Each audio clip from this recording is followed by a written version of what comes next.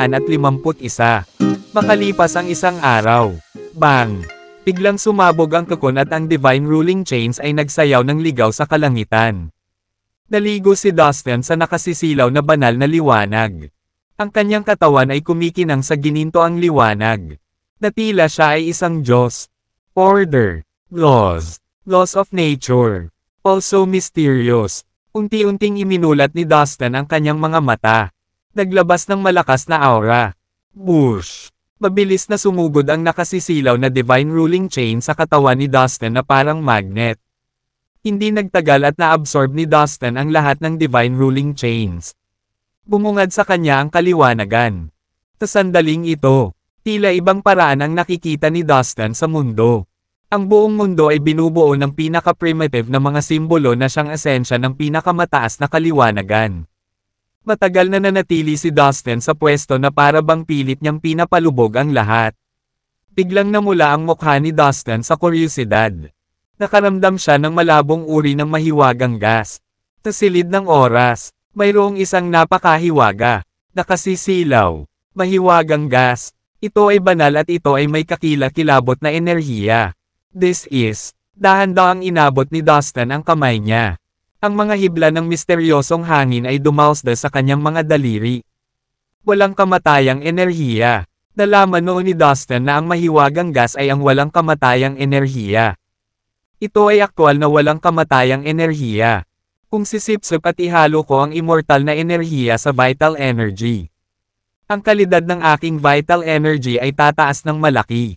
Ito ay magpapalaki sa aking kakayahan sa pakikipaglaban ng mahigit 100 beses. Bulong ni Dustin. Hayaan mo akong subukan ito. Nagpa siya si Dustin. Habang umiikot ang vital energy sa loob ng kanyang katawan. Nakabuo siya ng suction energy na balot sa immortal na enerhiya. Habang siya ay sumipsip ng higit pang walang kamatayang enerhiya. Ang mahahalagang enerhiya na nakabalot sa kanyang katawan. Nakasisilaw. Tapos, whoosh! Ilang tipak ng walang kamatayang enerhiya ang pumasok sa katawan ni Dustin at dahan-dahang isinama sa kanyang vital energy sa energy meridian. Bagamat napakabagal ng proseso, sa huli, matagumpay na nahalo ang mga tipak ng walang kamatayang enerhiya na ito sa mahahalagang enerhiya. Gumana ito. Excited si Dustin. Hindi niya inaasahan na maa-absorb niya ang walang kamatayang enerhiya sa kanyang katawan.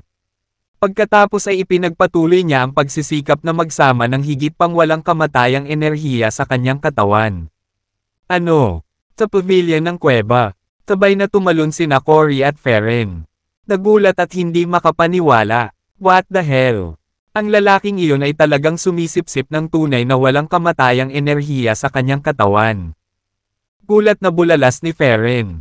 Prodigy. What a real prodigy. It's incredible that he can absorb the immortal energy in the first place with his current cultivation base. Bulong ni Cory na nagulat pa rin. Sige, naiintindihan ko na. Ang taong ito ay tiyak na may sapat na pangunawa na nagagawa niyang makita ang presensya ng walang kamatayang enerhiya sa unang lugar. Sa kabilang banda, 2 beses na siyang nagkukon na nangangahulugan na nakakuha na siya ng isang malalim na pag-unawa sa mga batas ng mundo. At ang sarili niyang vital energy ay solid at mabigat din sa sarili nito. Kapag pinagsama-sama ang mga kondisyong iyon sa iisang tao, maa-absorb niya ang tunay na immortal na enerhiya. Haka-haka ni Ferren. Oo, sa madaling sabi. Tumango si Cory bilang pagsang-ayon. Haha, this guy is actually able to absorb the true immortal energy and his comprehension of the laws of heaven and earth is so deep. Dapat sanayin natin siya. Mapapabilis natin ang paglaki niya. Sa bilis ng pag-improve niya. Siguro, makakahanap tayo ng paraan para makauwi tayo. May pag-asa naman. Tuwang-tuwang mungkahi ni Ferren. Na tumatawa sa tuwa. Tama ka, may pag-asa. Tumango si Cory bilang pagsang-ayon. Sa silid ng oras, naramdaman ni Dustin ang walang kamatayang enerhiya na nakapaligid sa kanya.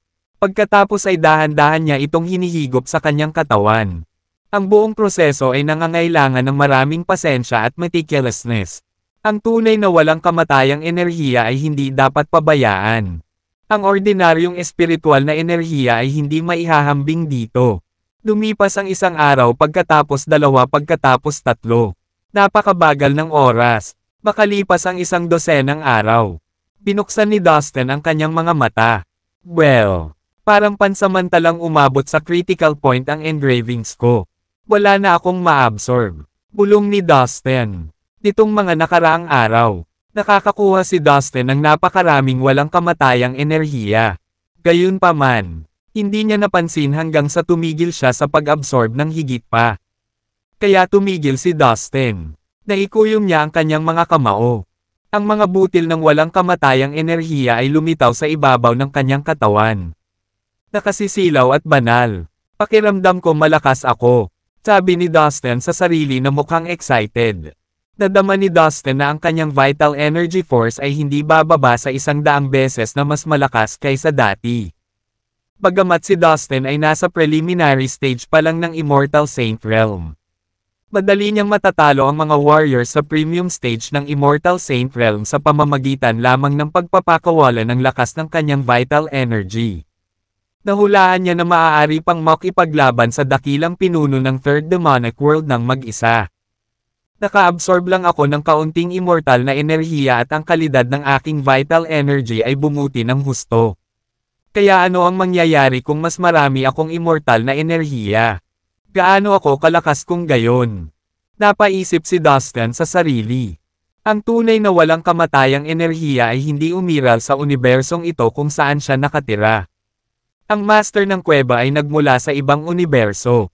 Nang dumating siya sa universo na ito at itayo ang kuweba na ito, nagdala siya ng tunay na walang kamatayang enerhiya. Napagdesisyonan ni Dustin na lumabas muna para mamasyal. Pagbalik niya, magsisimula na naman siyang mag-practice. May kalahating taon pa bago dumating si Devil Ancestor Bale. Walang duda na bumibigat na ang pressure sa kanya. Si Dustin, kasama ang maliit na Infinity Beast at ang Divine Silkworm, ay umalis sa silid ng oras, na nagbabalak na lumabas. Haha, brat, halika nga dito. Akmang aalis na si Dustin sa kuweba. Nakatanggap siya ng voice message mula kay Feren. Ano? Natigilan si Dustin. Pero nag-teleport pa rin siya sa pavilion kung saan naglalaro ng chess sina Cory at Feren. Umupo ka at mag-usap tayo. Masigasig si Feren. Medyo nakaramdam ng kakaiba si Dustin. Si Fran ay palaging masungit at masama ang loob. Siya ay kumuha ng omnipotent internal core mula kay Dustin noon at iyon ang dahilan kung bakit hinayaan niya si Dustin na pumasok sa time chamber para mag-cultivate. Gayunpaman, mas maganda ang pakikitungo ni Feren kay Dustin ngayon. Tinitigan niyang mabuti si Dustin. Paminsan-minsan, tumatango siya at ngumingiti na parang nasisiyahan. Pinatayo nito ang mga balahibo sa likuran ni Dustin. Medyo creepy ang pakiramdam. Ano ba ang gusto niyang gawin?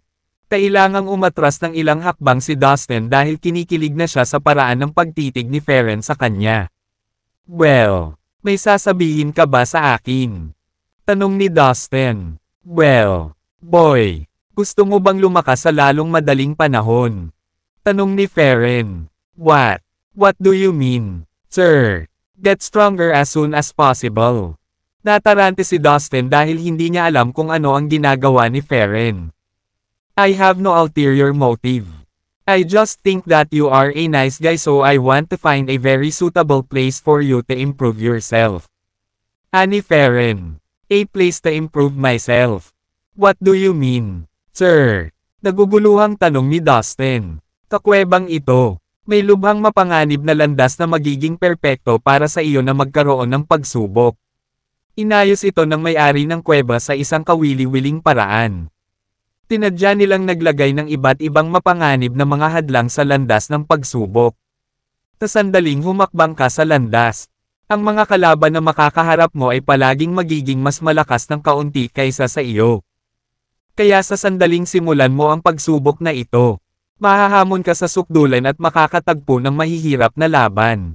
Anumang pagsubok na iyong haharapin ay palaging magiging hamon sa pagitan ng buhay at kamatayan.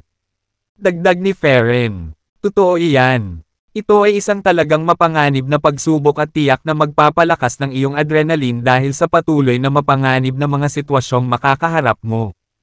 Ito ang perpektong lugar ng pagsasanay para sa isang mahusay na martial artist tulad mo dahil ito ay mapanganib sa bawat pagliko. Gayunpaman, kung maaari kang manatili sa programang ito ng paglilinang sa loob ng mahabang panahon, makakakuha ka ng isang mahusay na pagpapabuti. Dagdag ni Cory. Oh wow! Ibig mong sabihin, may ganyang landas ng pagsubok sa kuwebang ito. Parang ang ganda. Medyo nagulat si Dustin. Sa tingin mo ba magagamit ko ito bilang bahagi ng aking karanasan sa pagsubok? Tanong ni Dustin. Oo naman. Magagamit mo ito anumang oras. Higit pa rito, bago ka pumasok sa pagsubok. Kami ni Cory ay maglalaan ng oras at magbibigay sa iyo ng ilang personal na patnubay at ilang mga tips sa kung paano gumawa ng mas mahusay. Pipili kami ng ilang mga kasanayan sa martial arts na angkop para sa iyong antas ng paglilinang at tuturuan ka. Ibabahagi rin namin sa iyo ang ilan sa aming mga tagumpay sa paglilinang. Pagkatapos ay maaari kang pumunta sa pagsubok na may kaunting kaalaman kaysa sa iba pang mga magsasaka. Ang karagdagang kaalaman ay magpapahusay sa iyong karanasan at makabuluhang mapabuti ang iyong mga kakayahan sa pakikipaglaban. In this way, you will be much more confident to deal with Devil Ancestor Bale. Paliwanag ni Feren. Mga sir, kayong dalawa, hindi ko alam kung ano ang sasabihin ko. Natulala si Dustin sa sinabi ni Feren. Naguguluhan siya sa the turn of events, ano ang nangyayari sa dalawa. Hindi niya mawari kung may mali sa kanila o may ginagawa silang masama. Maraming tanong ang tumatakbo sa isip ni Dustin. For instance, bakit bigla na lang nila siyang pinakitunguhan gayong dati? Lahat ay palaging transaksyon at kailangan niyang magbayad ng mahal. Bakit sila nag-alok na tulungan siyang magsanay at kumuha ng pagsubok at kahit na ipasa sa kanya ang ilang mga kasanayan sa martial arts? May nangyari. At na-curious siya kung ano ang maaaring maging agenda nila. Natigilan si Dustin sa kakaibang ugali ni na Feren at Cory at hindi nakapag-react kahit sandali. Well, Dustin, huwag kang magtaka. Gumawa lang kami ng kalkuladong desisyon. Hayaan akong ilagay ito sa ganitong paraan. Naniniwala kami na hindi maiiwasan na mabilis kang lumaki at magiging mas malakas kaysa sa karamihan ng mga magsasaka at pagkatapos ay matutulungan mo kami sa hinaharap. You don't have to know the specific reason now. Sabi ni Cory na may ngiti sa labi. Parang nababasa niya ang nasa isip ni Dustin.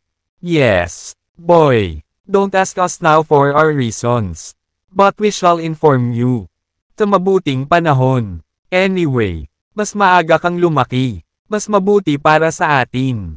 Dahil sigurado ako na sa mga magagandang araw na ito. Tiyak na kakailanganin namin ang iyong tulong sa malapit na hinaharap. Mula ngayon, maaari mong gamitin ang anumang bagay na makatutulong sa iyong paglilinang dito sa kuweba ayon sa iyong kalooban. Anything that belongs to us will be yours. Magiliw na sabi ni Feren. Matapos marinig ang kanilang mga salita, sa wakas ay naunawaan na ni Dustin ang ibig nilang sabihin. Malamang na nagkaroon sila ng problema na nangangailangan ng tulong niya bagamat hindi sila komportable na ibunyag ang problema. Kailangan niyang maging mas malakas para matulungan niya sila. Okay, ngayong nagpumilit ka. Sa tingin ko ay wala na akong ibang pagpipilian kundi tanggapin kaagad ang iyong alok. I can't disrespect the wishes of my elders. Walang pag-aalinlangang sabi ni Dustin. Hanggat kung ano ang kanilang iniaalok ay makapagpapalakas sa kanya. Masaya si Dustin na makipaglaro. Haha, nakagawa ka ng isang napakagandang desisyon. Upang simulan ang iyong pagsubok, kailangan mo munang uminom ng tableta na ito.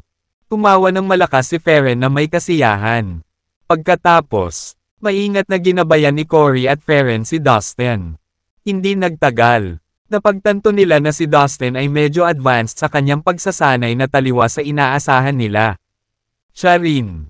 Nagsanay ng napakaraming lihim na kasanayan sa militar. Bukod dito, ang lahat ng ito ay sinasanay lamang ng mga makapangyarihang martial artist. Si Dustin ay maaaring magkaroon ng kahanga-hangang pakikipaglaban na malakas hanggat nilinang niya ang mga kasanayang iyon sa matinding antas. Sa wakas, nagpa siya sina Feren at Cory na turuan si Dustin ng isang sikreto skill na tinatawag na Phoenix Nirvana skill dahil nalampasan niya ang ilan sa mga elementary skills na nauna nilang binalak na ituro sa kanya. Ang Phoenix Nirvana skill ay isang hindi magagapi na pamamaraan sa ating universo. Ang kasanayang ito ay may di masusukat na walang katapusang kapangyarihan. Kapag natutunan mo ito, maaari kang muling ipanganak sa pamamagitan ng apoy at muling mabuhay kapag ikaw ay muntik ng mapatay. Pagkatapos ng matagumpay na paglilinang, gaano ka man kalubhan na nasugatan. Kapag nakikipaglaban ka sa iyong kaaway, maaari mong mabawi ang iyong lakas at mabuhay muli sa maikling panahon hanggat ang iyong kaluluwa at espiritual na kahulugan ay hindi ganap na nawasak. Kapag nagtagumpay ka, ikaw ay magiging walang kamatayan at mabubuhay magpakailanman dahil maaari kang muling mabuhay kapag ikaw ay namatay. Tulad ng maalamat na Phoenix, hindi mabilang na mga nilalang sa ating universo ang labis na naaakit dito. Hindi natin alam kung paano nagkaroon ang matandang bastard na iyon ng napakagandang lihim na kasanayan sa militar. Iniwan niya ang kasanayang ito sa kuwebang ito at hayaan nating panatilihin ito. At saka, pinasumpa niya kami na hinding-hindi namin ito lilinangin. Ani Cory, talaga, ito ay isang karangalan, na kayong dalawang nakatatanda ay nagpa siya na turuan ako ng kasanayang ito. Gayunpaman, natatakot ako na hindi ito magandang ideya. I don't think I am worthy of such a precious skill. Sabi ni Dustin na may pag-aalinlangan. Haha, don't worry. Hindi kami pinayagan ng jerk na iyon na magsanay ng Phoenix Nirvana skill. Ngunit hindi niya kami pinagbawalan na magturo sa iba. I bet never sumagi sa isip niya na may pupunta sa kuweba niya pag nagkataon. Tumawa si Feren na parang proud sa butas. Hindi nagtagal. Kumuha si Cory ng buto, na mukhang kakaiba, na may mga misteryosong simbolo na nakapalibot dito. Ang mga simbolo ay bahagyang nakikita. Puno ng walang kamatayang enerhiya. Malabo na narinig ni Dustin ang isang mataas na tono ng Phoenix na kumakanta ng malalim mula sa buto. Ang butong ito ay sinasabing ang legacy na iniwan ng tunay na Phoenix. Sabi ni Cory, ang mahalagang buto na minana mula sa tunay na Phoenix. Nagulat si Dustin. Ang tunay na dragon at ang tunay na Phoenix ay mga maalamat na hayop na walang nakakita. Kung ikukumpara sa mga maalamat na hayop tulad ng Infinity Beast at ang banal na Silkworm. Ang tunay na dragon at ang tunay na Phoenix ay mas ilusyon. Hindi bababa sa walang nakakita sa tunay na Phoenix o dragon sa universo kung saan siya nakatira. Hindi pa rin alam kung may tunay na dragon o tunay na Phoenix sa mundong ito o isa lamang itong alamat. At ngayon ay sinabihan siya na ang buto sa harap niya ay maaaring ang mahalagang buto ng tunay na Phoenix. Sobrang nakakaloka. Susunod, maaari mong simulan kaagad na linangin ang Phoenix Nirvana skill. Pagkatapos mong magtagumpay sa paglinang ng Phoenix Nirvana skill, makatitiyak kang makapasok sa kuweba at maranasan ang hindi masasabing mga pakikipagsapalaran. Sabi ni Cory, sige, masyado ring interesado si Dustin sa Phoenix Nirvana skill. Kung makumplito niya ito, halos magkakaroon siya ng immortal na katawan. Siyempre, hindi ibig sabihin na hindi na talaga siya makakatakas sa kamatayan. Ngunit at least, magkakaroon siya ng kakayahang maipanganak muli tulad ng Phoenix sa alamat. Kinuha ni Dustin ang buto at pumasok muli sa silid ng oras at sinubukang makakuha ng pananaw dito. Napakasalimuot ng Phoenix Nirvana skill. Hindi ito naitala sa mga salita, ngunit pinalapot sa mga buto ng pinakamataas na rune. Ang mga rune na ito ay napaka-komplikado at hindi mahuhulaan. Para silang mga bituin sa langit. Patuloy na nagbabago at hindi kapani-paniwalang maganda. Ang mga rune ay hindi karaniwan. Ipinakita nila ang pinakamahalagang tuntunin, na siyang kapangyarihan ng pinakadakilang katotohanan. Ito ay patuloy na nagbabago, na nagpapaliwanag ng tunay na nagbibigay liwanag na kahulugan ng Phoenix Nirvana skill. Unti-unti, ang mga rune na naitala sa mga buto ay sumasayaw tulad ng maraming mga tunay na Phoenix ng sunod-sunod. Ang mga tunay na Phoenix ay nagpakpak ng kanilang mga pakpak at lumipad ng mataas sa kalangitan. Sila ay mamamatay at pagkatapos ay muling bubuhayin. Ang ningning ng kanilang mga katawan at ang maningning na apoy na nagninanga sa kanilang buong katawan ay magliliwanag at mapupuno ang universo at ang buong mundo. Ang Phoenix's Nirvana skill ay nakakatakot, malalim at hindi mahuhulaan. Ang isang talento ng kamangha-manghang antas ay kinakailangan upang maunawaan ito. Kung hindi ito maintindihan ng isa. Kakabutihang palad. Si Dustin ay isang talento.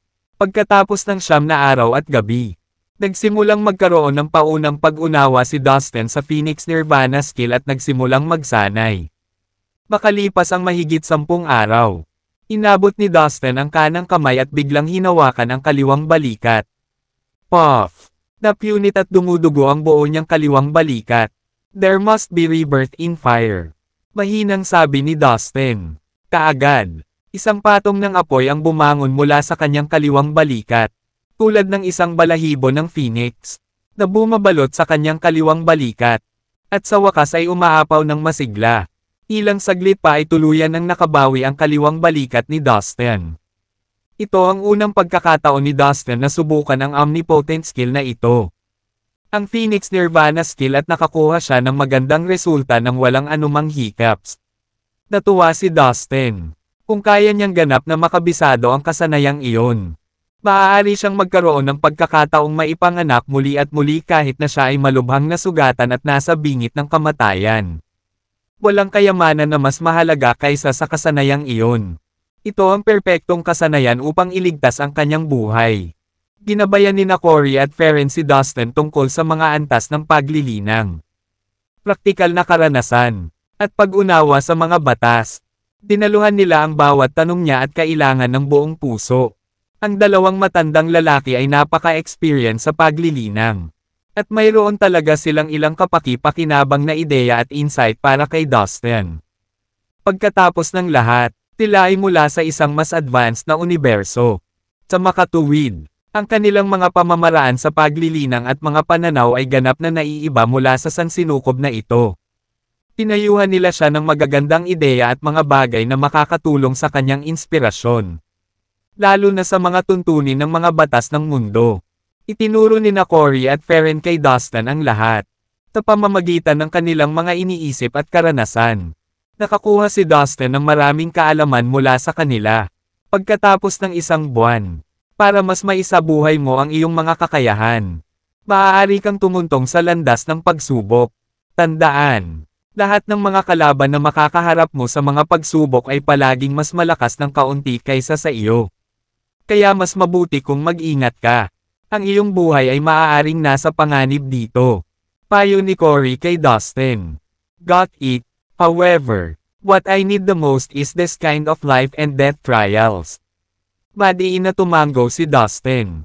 Alam niya na ang pagsubok sa linya sa pagitan ng buhay at kamatayan ay maaaring mangahulugan ng matinding panganib para sa kanya dahil naabot na niya ang isang mataas na antas. Sa kabilang banda, ito ay maaaring maging kapaki-pakinabang para sa kanya. Okay. You are truly a fearless person. Dustin. You're not even intimidated even just a bit. Okay. You can go inside now. Bilin ni Farron. Habang winawagayway niya ang kanyang kamay. Agad na binalot ng malakas na puwersa si Dustin. Pagkatapos, pumasok si Dustin sa isang daanan. Makalipas ang ilang segundo, bumagsak si Dustin sa lupa. Nakarating siya sa isang magulong espasyo. Ito ay walang iba kundi walang katapusang nakapanlulumong kalawakan. Habang tumitingin pa si Dustin, napansin niya ang lugar sa ibang paraan. May nakita siyang daanan na gawa sa itim na bato. Ngunit sa masusing pagmamasid, nalaman niyang tila may bahid ito ng dugo at naging madilim na pula. Mula sa kabilang dulo ng landas, naramdaman ni Dustin ang isang mapanganib na aura. Ito na siguro ang landas ng pagsubok para patibayin ang sarili ko. Naglakad si Dustin papunta sa landas na iyon. Oh, may 5 rebel tong bato. Natigilan si Dustin. Sa ambon sa unahan. Nakatayo ang 5 estatwa ng bato. Swish! Nakapikit ang mga estatwa at nakababa ang mga ulo. Pagkatapos, sa isang iglap, sabay-sabay silang tumingin kay Dustin. Bawat isa sa kanila ay naglalabas ng malakas na aura. Bang! Sabay-sabay na gumalaw silang lima. Sabay-sabay pa ring gumagalaw. Inabot nila ang kanilang mga kamay at sinampal si Dustin. Bahagyang nagbago ang mukha ni Dustin. Ang bawat isa sa limang estatwa ng bato ay nagtataglay ng kapangyarihan na kasing dakila ng isang dakilang pinuno ng ikatlong demonic na mundo. At nasa posisyon si Dustin kung saan sabay na umaatake sa kanya ang limang Grand Leaders. Isipin kung gaano kakilakilabot ang nasa kanyang lugar. Damn it, delikado talaga itong pagsubok. Nanginginig ang anit ni Dustin. At mapait siyang ngumiti, nang siya ay nahaharap laban sa buhay at kamatayan. Wala siyang ibang pagpipilian kundi ang labanan ang limang estatwa ng bato. Naging matindi ang labanan. Sa pagitan ni Dustin at ng mga rebeltong bato. Si Dustin ay nasa isang kompromisong lugar dahil mas makapangyarihan ang mga ito kaysa sa kanya. Matapos ang laban, napilitang umatras si Dustin sa malaking panganib. Ginawa niya ang kanyang makakaya upang ipakita ang bawat dakilang kapangyarihan sa bawat galaw niya. Inilabas niya ang lahat ng uri ng martial arts, secret techniques, at low power ng walang pag-aalinlangan. Ang nagkakaisang kapangyarihan ng kanyang limang kalaban ay naglalagay kay Dustin sa labis na panggigipit. Nahihirapan pa nga siyang huminga. Sa gitna ng laban, isang malaking kamay ang humampa sa katawan ni Dustin, na naglalaman ng mga dakilang katotohanan at kapangyarihan ng batas ng mundo. Bang! Ang nakakakilabot na puwersa ng kamay ay nabato ni Dustin. Swish! Swish! Swish! Hindi tumigil ang limang figure ng bato. Ginamit nila ang kanilang kakayahan sa paggalaw ng katawan at sinundan si Dustin. Hindi kataka-taka, ang kanilang husay sa paggalaw ng katawan ay mas mataas din kumpara sa kung ano ang mayroon si Dustin. Bang! Bang! Bang! Maya-maya, mas nasugatan si Dustin. Dumudugo ng husto ang kanyang katawan at nakalabas ang kanyang mga buto. Takabutihang palad. Nilinang lamang ni Dustin ang Phoenix Nirvana skill. At ang maliwanag na apoy na sumabog sa kanyang katawan ay nagdulot sa kanya ng malaking sigla. Gamit ang pamamaraan, nagsimulang gumaling ang katawan ni Dustin sa napakabilis na bilis. Kung ang isang cultivator ay umabot sa isang mataas na antas, maaari siyang ipanganak na muli at maaaring ganap na makabawi mula sa anumang pinsala hanggat ang kanyang kaluluwa ay hindi pa ganap na nawala. Mabagal na lumipas ang oras. Sa bawat pag-atake na ginawa ng mga estatwa, patuloy na binubugbog at nabugbog si Dustin. Siya ay tumatanggap ng napakalubhang pinsala mula sa kanila. May mga pagkakataon na halos nasa bingit na siya ng kamatayan. Paulit-ulit, inactivate ni Dustin ang Phoenix Nirvana skill para tulungan ang sarili na gumaling. Sa madaling salita, si Dustin ay namatay na sa ilalim ng magkasanib na pag-atake ng mga estatwa kung hindi niya nasanay ang Phoenix Nirvana skill. Habang tumatagal ang laban, napansin ni Dustin na ang kanyang kapangyarihan at lakas ay bumuti ng husto. Inabot siya ng ilang araw sa pakikipaglaban sa mga rebeltong bato. Lumipat si Dustin sa isa sa mga estatwa ng bato gamit ang kanyang mahusay na kasanayan sa paggalaw ng katawan. Bang! Sa isang suntok lang, nawasak ang ulo ng rebeltong bato. Sa sumunod na mga araw, natalo ni Dustin ang iba pang apat na estatwa ng bato at nawala ng kakayahan ang mga ito. Swoosh! Pagkatapos ng lahat, sa wakas ay nakahinga si Dustin at hinayaan ang sarili na bumagsak sa lupa. Pagkatapos ng ilang araw ng agresibong pakikipaglaban, si Dustin ay pagod sa pisikal at mental. Ilang sandali, nanatili si Dustin doon. Nakaupo na naka-cross-legged. Nagsasanay ng kanyang martial arts para gumaling ng ilang oras. Tapos, tumayo si Dustin. Nadagdagan ng husto ang fighting power ko. Bulong ni Dustin. Ang pagkatalo sa limang estatwa ng bato ay nangangahulugan na ang pagiging epektibo ng labanan ni Dustin ay mas mataas kaysa sa kanilang mga kapangyarihan na pinagsama. Okay, oras na para magpatuloy. Pumakbang pasulong si Dustin sa magulong espasyo sa unahan.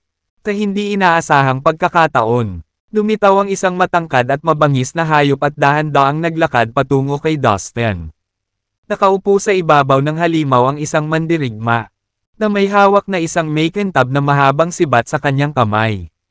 Ang mandirigma ay nagpakawala ng mas matinding pressure na naging dahilan upang manginig ng husto ang kapaligiran.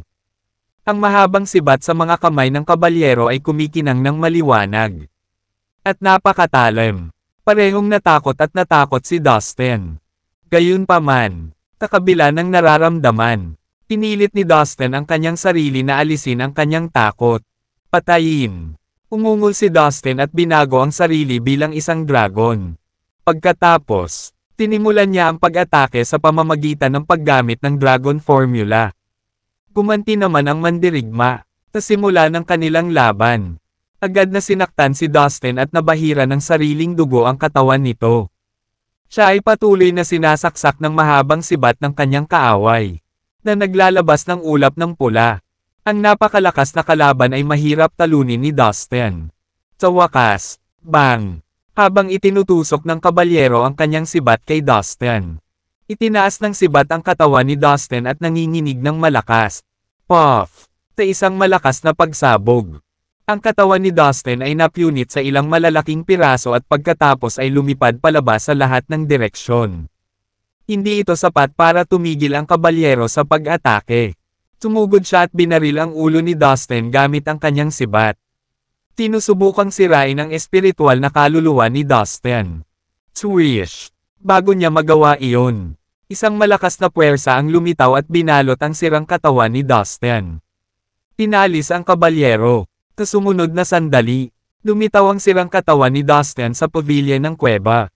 Nagkaroon ng pagsabog ng maliwanag na apoy sa bawat bahagi ng kanyang katawan. Ang mga bahagi ng kanyang katawan ay patuloy na nagtitipon at nagsasama. Pagkaraan ng ilang sandali, ang lahat ng mga putol na piraso ay nagtipon. At si Dustin ay muling nabuhay at tumayo. Napakadelikadong pagsubok. Mga sir, mamatay na sana ako kung hindi ako nag-practice ng Phoenix Nirvana skill. Bulalas ni Dustin. Well, boy, mayroon ka bang lakas ng loob na bumalik doon? Tanong ni Farron. Sigurado akong papasok ulit. Desididong sagot ni Dustin.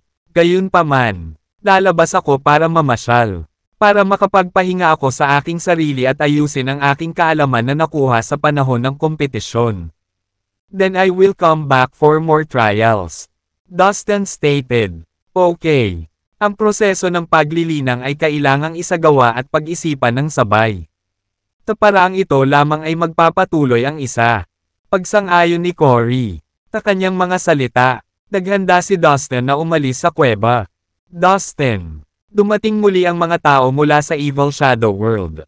Bukod dito, mayroon silang napakalakas na miyembro ng masasamang lahi ng anino. Lahat ng 8 magulong masamang hayop sa labas ay nalampasan. Agad na narinig ni Dustin ang boses ni Elder Kevin sa sandaling lumitaw siya sa ibabaw ng Immortal End Continent. Talaga? Sige, pupunta ako at titingnan. Nang malaman niya ito, pinanangkitin ni Dustin ang kanyang mga mata. May isang grupo ng mga tao sa labas ng kuweba ni Caroline sa Immortal End School. Humph! How dare you, you creatures of Immortal End World. Nandito ako para imbitahan ang isa sa mga miyembro natin pauwi pero nakaharang ka sa amin. Tingin mo ba ay kayang-kaya ninyong mga tao mula sa Immortal End World? Guluhin mo kami. Kung hindi mo alam, galing kami sa Evil Shadow World. Sabi ng isang matangkad at payat na lalaki ng lahi ng masamang anino sa sobrang mayabang na tono.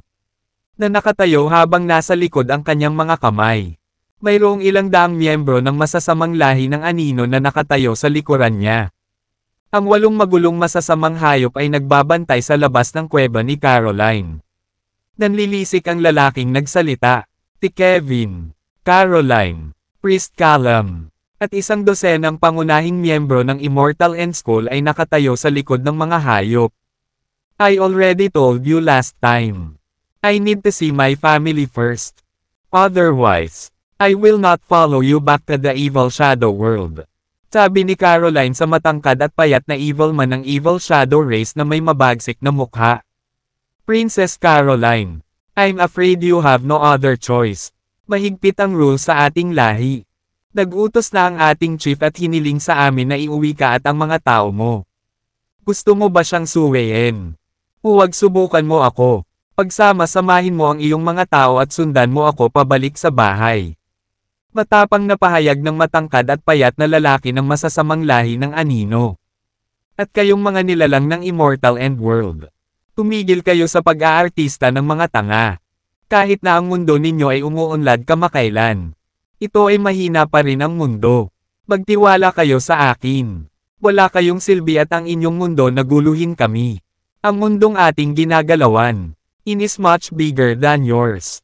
Kung patuloy kang kikilos laban sa amin, masisira ang tahanan mo. Nilinaw ko ba ang sarili ko sa iyo? Nakatitig kay Kevin ang matangkad at payat na lalaki. Nagtaas-baba siya habang matalim ang tingin sa kanya. Sa sandaling napagtanto ni Kevin ang bigat ng sitwasyon. Ipinatawag niya ang 8 magulong masasamang hayop upang takutin nila ang mga mananakop. Nagalit ito sa matangkad at payat na lalaki ng masasamang lahi ng anino. Well, time's up.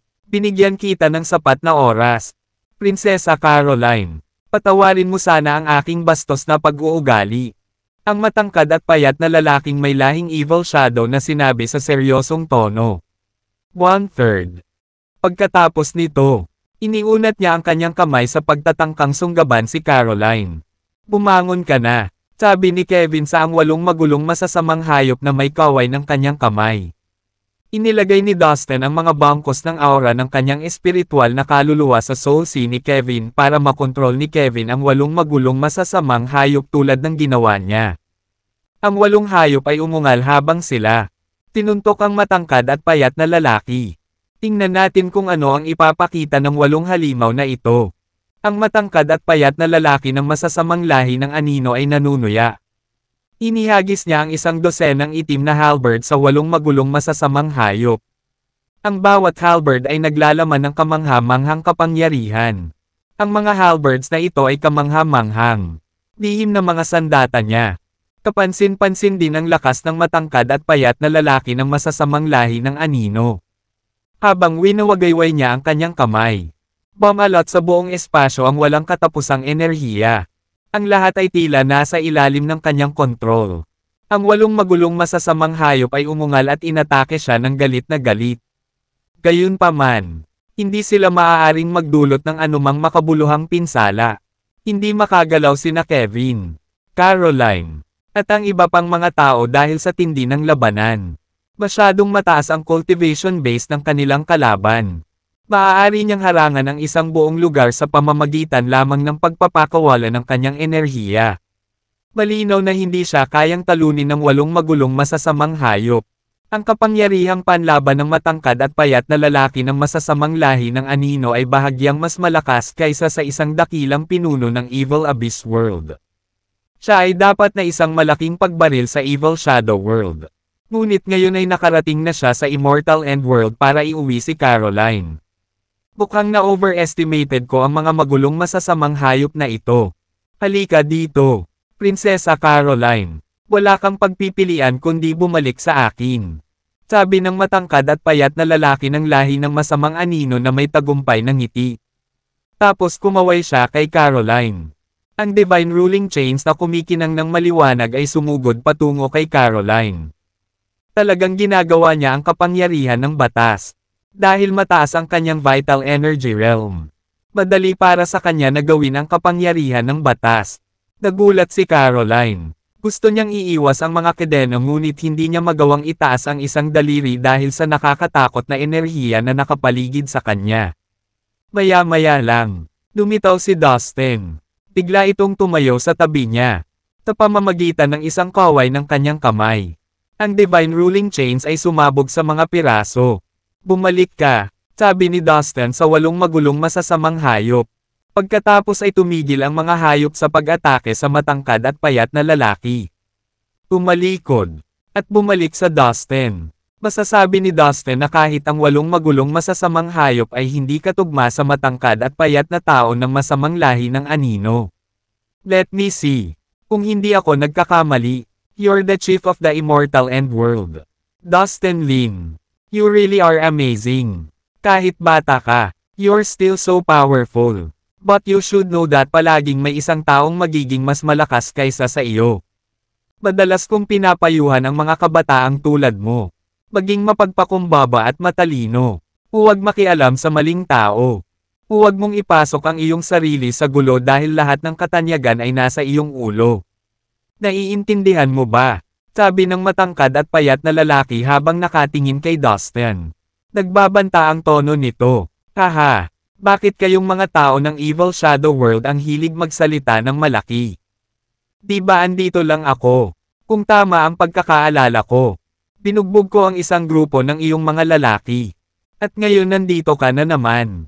Well, I guess wala akong choice. Ipapakita ko sa iyo kung ano ang tungkol sa akin. Panunuya ni Dustin na natatawa ng baliw. Swoosh! Nagmamadaling tinungo ni Dustin ang matangkad at payat na lalaking may lahing Evil Shadow. Mag-ingat ka, Dustin. Napakalakas niya. Dustin. Mag-ingat ka. Mag-isip ka bago ka gumawa ng kahit ano. This guy is no joke. He's very powerful. Don't fight him head-on.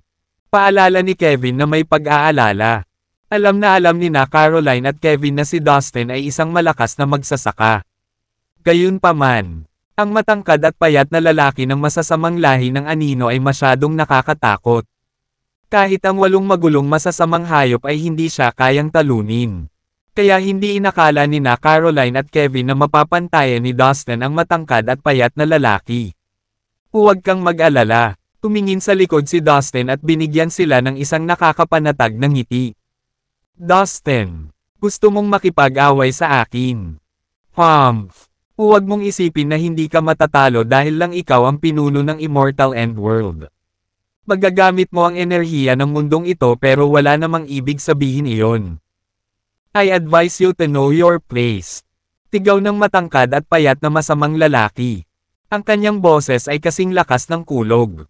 Ang katotohanan na si Dustin, ang pinuno ng Immortal End World ay nakipagtulungan sa 8 magulong masasamang hayop upang medyo kinakabahan siya sa battle hymn. Ayaw niya talagang sumabak sa laban. As much as possible. Susubukan niyang iwasan ito. Haha, masyado mong binibigyan ng credit ang sarili mo. Hindi ko na kailangan pang gamitin ang kapangyarihan ng Immortal End World para harapin ka. Hindi man lang ako papawisan sa pagsisikap na talunin ka. Tumawa si Dustin habang papalapit sa matangkad at payat na lalaki. Higit pa sa kakayahan ni Dustin na labanan ang isang grupo ng mga dakilang pinuno ng Evil Abyss World ng mag-isa. Walang alinlangan na mas makapangyarihan si Dustin kaysa sa matangkad. Payat na tao ng masasamang lahi ng anino. Good. Gusto kong makita kung paano mo ako matatalo nang hindi ginagamit ang enerhiya ng Immortal End World. Ang matangkad at payat na lalaki ng masasamang lahi ng anino ay umungal. Bastard! Go to hell! Galit na sigaw ni Dustin. Manahimik ka. Paano ka magkakaroon ng lakas ng loob na saktan ang ating Evil Shadow World ng ganito? Well, dahil ikaw ang Panginoon ng mundong ito. Papatayin muna kita. Pagkatapos ay kontrolin ko ang buong Immortal End World. Isang malaking pagkakamali ang ginawa mo. Binata. At idinawit mo ang buong Immortal End World dahil sa iyong kawalang ingat.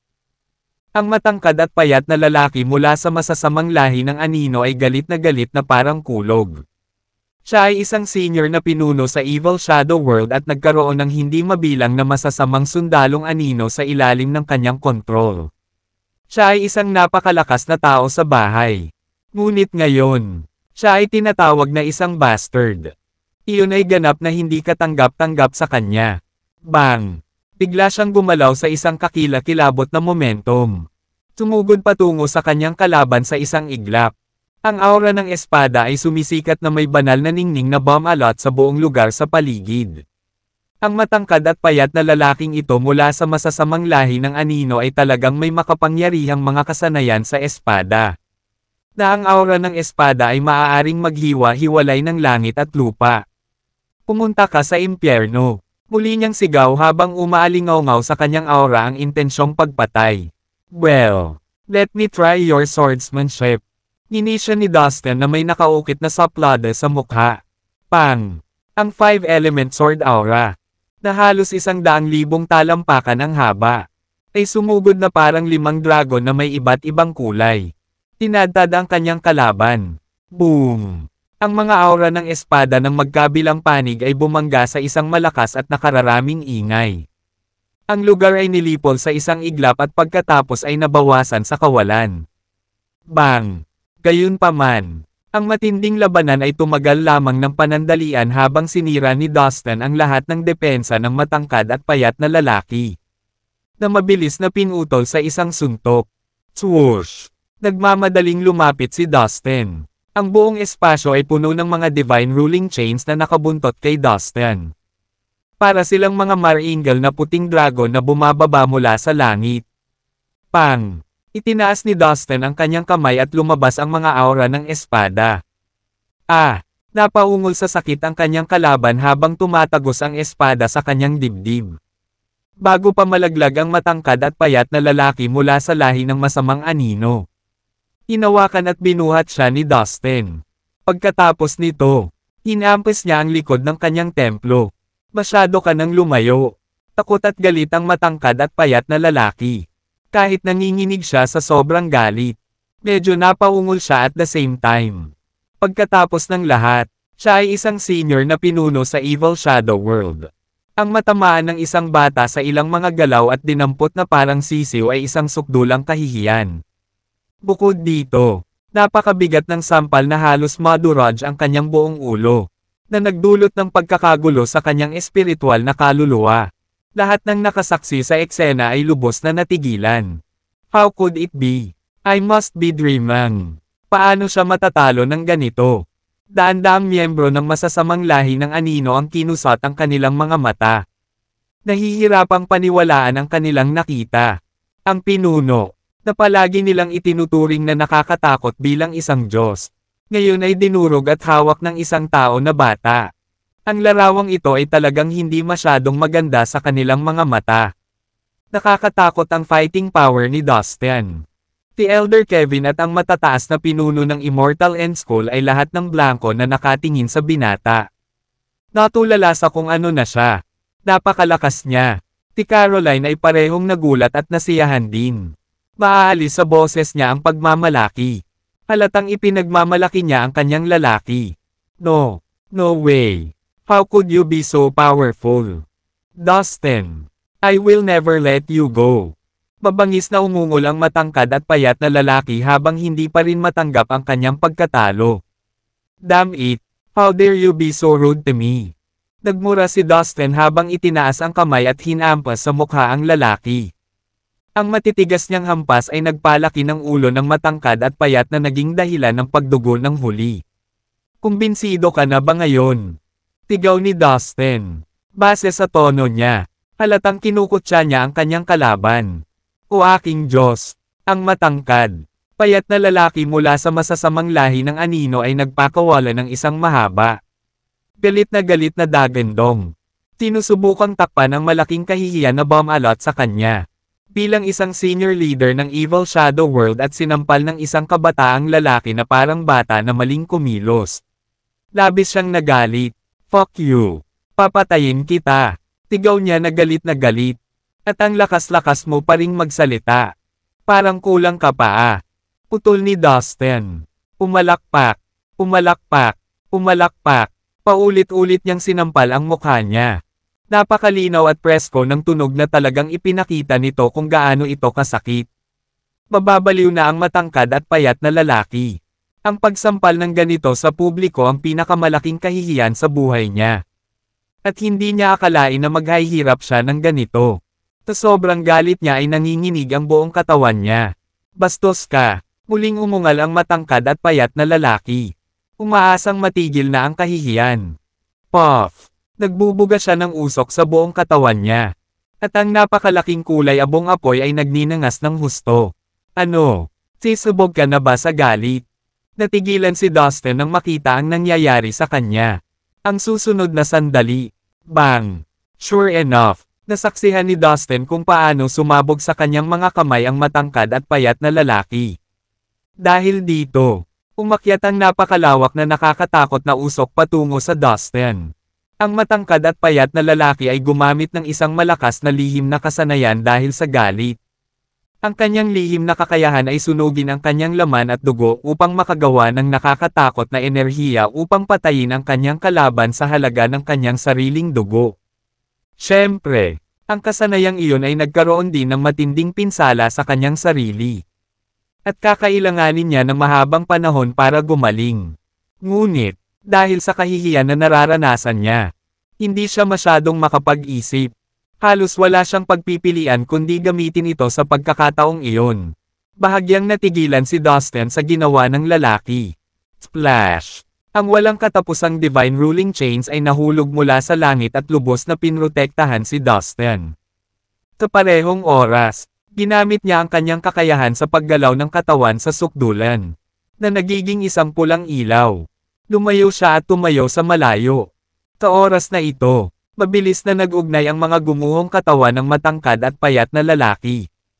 At sa isang iglap, nagpakita na naman siya doon. Gayunpaman, sa pagkakataong ito, ang kanyang mukha ay mapotla, at ang kanyang paghinga ay mahina. Malinaw, ang kanyang vital energy ay lubhang nasaktan. Bush! Kumikislap ang katawan ni Dustin at muling sumugod. Hinawakan ng matangkad at payat na lalaki gamit ang mga kamay lamang. Sampal! Sampal! Sampal! Ilang beses na naman siyang tinamaan ni Dustin. Sa pagkakataong ito, buong lakas na sumampal si Dustin. Dahilan para mapaungol ang matangkad at payat na lalaki. 4 o 5 beses na mas malaki ang mukha kaysa karaniwan. Siya pagkatapos ay lumaki ang mas galit sa galit. At ang kanyang mga mata ay kasing talas ng mga talam. Dahan-dahan na naman siyang binalot ng usok. Ngunit hindi na siya nagsalita pa. Alam niyang kapag nagsalita ulit siya, sasampalin siya ulit kahit maraming beses pa. Kaya, kahit na sapat na siya sa nangyari ngayon, pinili niyang manatiling walang imak. Sa huli, iniunat ni Dustin ang kanyang paa at sinipa siya sa hangin. Umalis ka sa Immortal Endworld ngayon din. Kung hindi, hinding-hindi kita bibitawan. At mula ngayon, bawal na ang mga nilalang ng Evil Shadow World na makapasok sa mundo natin. Pakli ni Dustin. Nainis din siya sa kaibuturan. Tatandaan ko ang nangyari ngayong araw.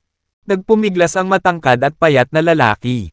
Bumangon ka, bago siya umalis. Tinitigan niya si Dustin na may walang katapusang hinanakit sa kanyang mga mata. Pagkatapos, kasama niya ang daan-daang miyembro ng masasamang anino. Tumakas siya, sina Elder Kevin, Caroline, at lahat ng matataas na pinuno ng gulat na gulat pa rin ang Immortal End School.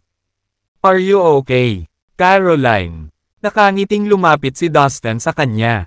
Inaplos ang buhok niya ng buong pagmamahal. Haha, Dustin, hindi ko ine-expect na sobrang lakas mo. Iyon ay napakahusay. Mula ngayon, tingnan natin kung gaano karaming mga tao ang maglalakas loob na pumunta sa ating Immortal Endworld at gumawa ng gulo. Natatawang sabi ni Elder Kevin. Elder Kevin, malapit ka nang makapasok sa Immortal Saint Realm. Hindi ba? Dustin, sabi niya matapos maramdaman ang aura na binigay ng matanda. Tama ka. Maglilinang ako sa pag-iisa at susubukan ko ang lahat ng aking makakaya upang makapasok sa Immortal Saint Realm ngayon. Tumango si Elder Kevin bago umalis ng walang anumang salita. Hindi nagtagal. Tumigil ang Gnome at Violet sa paglilinang at nakipagkita kay Dustin. Masaya si Dustin nang malaman na parehong si Violet at ang Gnome ay umabot na sa antas ng cultivation na katumbas ng mga cultivator ng tao sa medium stage ng Immortal Realm.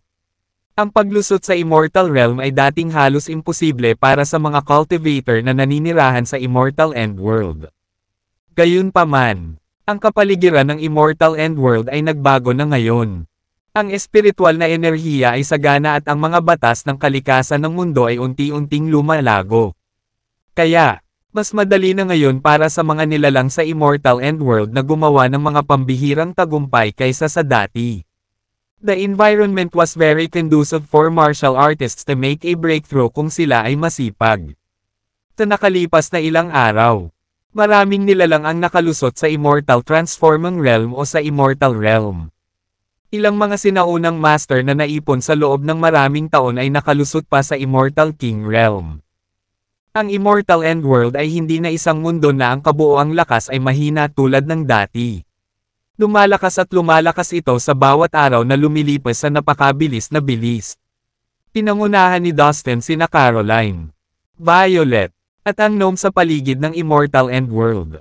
Kung tutuusin, tinadya niyang magpahinga sa kanyang nakakapagod na schedule.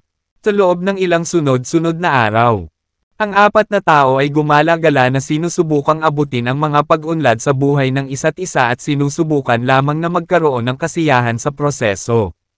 Panatag na ang loob nila. Tinatangkilik ang magagandang tanawin at ang pagsasamahan ng isa't isa. Iyon ay isang bagay na bihira nilang pinahahalagahan sa kanilang mga abalang schedule at buhay na puno ng aksyon. Ito ay isang napakahalagang oras para kay Caroline dahil bihira silang magkita ni Dustin noong mga nakaraang taon. Sa loob ng ilang araw, kasama niya ang kanyang kataypan. Naglalakbay sa mga bundok at ilog. At nagbubulungan ng mga sweet nothing sa isa't isa na nag-iwan sa kanyang pakiramdam na para siyang nasa langit at ayaw nang bumalik sa lupa. Bilang pinuno ng Immortal Endworld, may kakayahan si Dustin na pamunuan ang iba pang tatlong tao habang kumikilos ng napakabilis. Halos maabot nila ang anumang lugar kaagad sa sandaling naganap ang lokasyon ng kanilang destinasyon sa Dustin. Sa sobrang bilis ng paggalaw ni Dustin, nasasabik silang tatlo. Si Violet, sa partikular, ay labis na nasasabik na siya ay sumigaw sa kanyang ulo. Nalubos na binabaliwala ang kanyang imahe. Samantalang sa pangkalahatan ay napakaingat niya kung ano ang kanyang ipinakita sa labas ng mundo. Siya iyon. Bigla, naramdaman ni Dustin ang isang pamilyar na figure sa pamamagitan ng kanyang espiritual na kahulugan. Hindi niya maiwasang mapangiti. Well, let's go and meet one of my old friends. Kinuha ni Dustin ang tatlong kasama at nag-teleport sa ilang direksyon. Ilang sandali pa, dumating si Dustin sa isang lugar sa ere. Huminto siya at tumingin sa malayo sa himpapawid. Isang malaking bagon, na halos 10 metro ang haba at 5 metro ang lapad, ay dahan-daang lumipad patungo sa Dustin. Ang kristal na bagon ay kumikinang na kasing liwanag ng isang bagong gawang barya. At naglalabas ng malakas na presyon ng enerhiya. Malinaw. Ito ay isang lumilipad na magic kayamanan ng mataas na antas. Sa katunayan, ang hugis nito ay tila isang malaking kama sa mga gulong. Bukod dito, natatakpan pa ito ng magaan na mga kurtina ng kulay rosas na kulay. Sa hitsura pa lamang nito, malinaw na masasabi na ito ay isang kariton na pagmamay-ari ng isang emperador na namumuhay ng napakaranggal. Sa harap ng bagon, mayroong higit sa 12 pinaamo na malalaking demonyong hayop na humihila dito. Kung titingnan mula sa malayo, ang marangyang sasakyan ay nakakuha ng mga mata ng lahat sa paligid. Ito ay isang kahanga-hangang karwahe na sumisigaw ng karangyaan saan man ito magpunta. Sa sandaling ito, dalawang magagandang babae ang nakatambay sa kama na natatakpan ng pink na kurtina. Na para silang dalawang reyna. Isang gwapong lalaki ang minamasahe ang likod ng dalawang magagandang babae na parang sigla ang buhay niya. Pumulot siya ng mga ubas at iba pang kakaibang prutas na pinakanak ang ipapakain niya sa dalawang magagandang babae. Ang lalaki ay walang iba kundi ang Flame Emperor. Ang dalawang nakamamanghang babae ay sina Jennifer at Audrey. Wow! That is one guy who is living his life to fullest. He really knows how to enjoy life. Nakatayo sa malayo. Hindi nakaimik si Dustin sa eksenang lumalabas sa kanyang mga mata. Magaling si Dustin sa mga batas ng kalikasan ng mundo. Nakatayo doon. Siya ay naging pinagsama sa langit at lupa. Kahit may dumaan ay hindi siya pinapansin dahil mukha siyang parte ng kapaligiran. Kaya naman, hindi napansin ng Flame Emperor na nakatitig sa kanya si Dustin. My darling Gary, 2 days ago. Maganda at kawili-wiling pag-uusap mo kasama ang Holy Daughter of the Sky Dust Sect. Molly Sue. At parang ayaw mong malaman namin iyon at sinubukan mong itago. Can you tell us what happened? Darling, bakit mo inilihim sa amin? May sikreto ka ba na ayaw mong sabihin sa amin? Tanong ni Jennifer habang mahinang nagsasalita. Medyo seryoso ang itsura niya. Oo, Gary. Sabihin mo sa amin kung ano ang nangyayari. Kanina ka pa napakalihim. Do you have some sort of dubious relationship with Molly? Tanong din ni Audrey na medyo galit. Nang marinig ng Flame Emperor ang pagtatanong ng dalawa niyang asawa, namutla ang mukha niya. Alam niyang may masamang mangyayari. Ahem.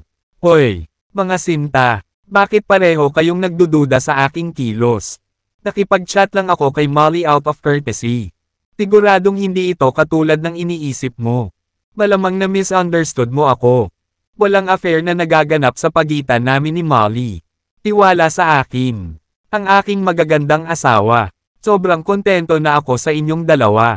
Ang bawat ibang babae ay tila mura kumpara sa inyong dalawa. Paliwanag ng Flame Emperor kina Jennifer at Audrey nang may pag-iingat. Matapos niyang matiyak na tinanggap na nila ang kanyang paliwanag, nagpasya siyang ibahin kaagad ang paksa. Halika, mga mahal. Kalimutan mo na ang mga hindi kanais-nais na issue. Pakiusap. Hayaan mong ipagpatuloy ko ang pagmamasahe sa iyong likod habang nag-enjoy kayo sa aming biyahe. Ako ang pinakamahusay na masahista sa buong mundo. Ang sabi ng Flame Emperor na may nakakabigay puri ng ngiti. Don't try to change the topic. Gary, your answer is not satisfactory. If anything, it is very vague. Directly answer our questions. Pinanlakihan ni Jennifer ang kanyang magagandang mata. Parang isang galit na tigre. To be honest, ano ang relasyon niyo ni Molly? Mas mabuting huwag ka nang magsimulang magmukmak muli. Kung hindi ka diretso sa amin. Hindi matatapos ang isyong ito ngayon. Tinaas ni Audrey ang kanyang mga kilay. Ang kanyang mukha ay tila malamig na parang yelo. Nang mapansin niyang hindi napaparating ang apoy na Emperor. Talagang wala nang iba pa. Idagdag. Mangyaring magtiwala sa akin. Sinta. Wala akong kinalaman kay Molly.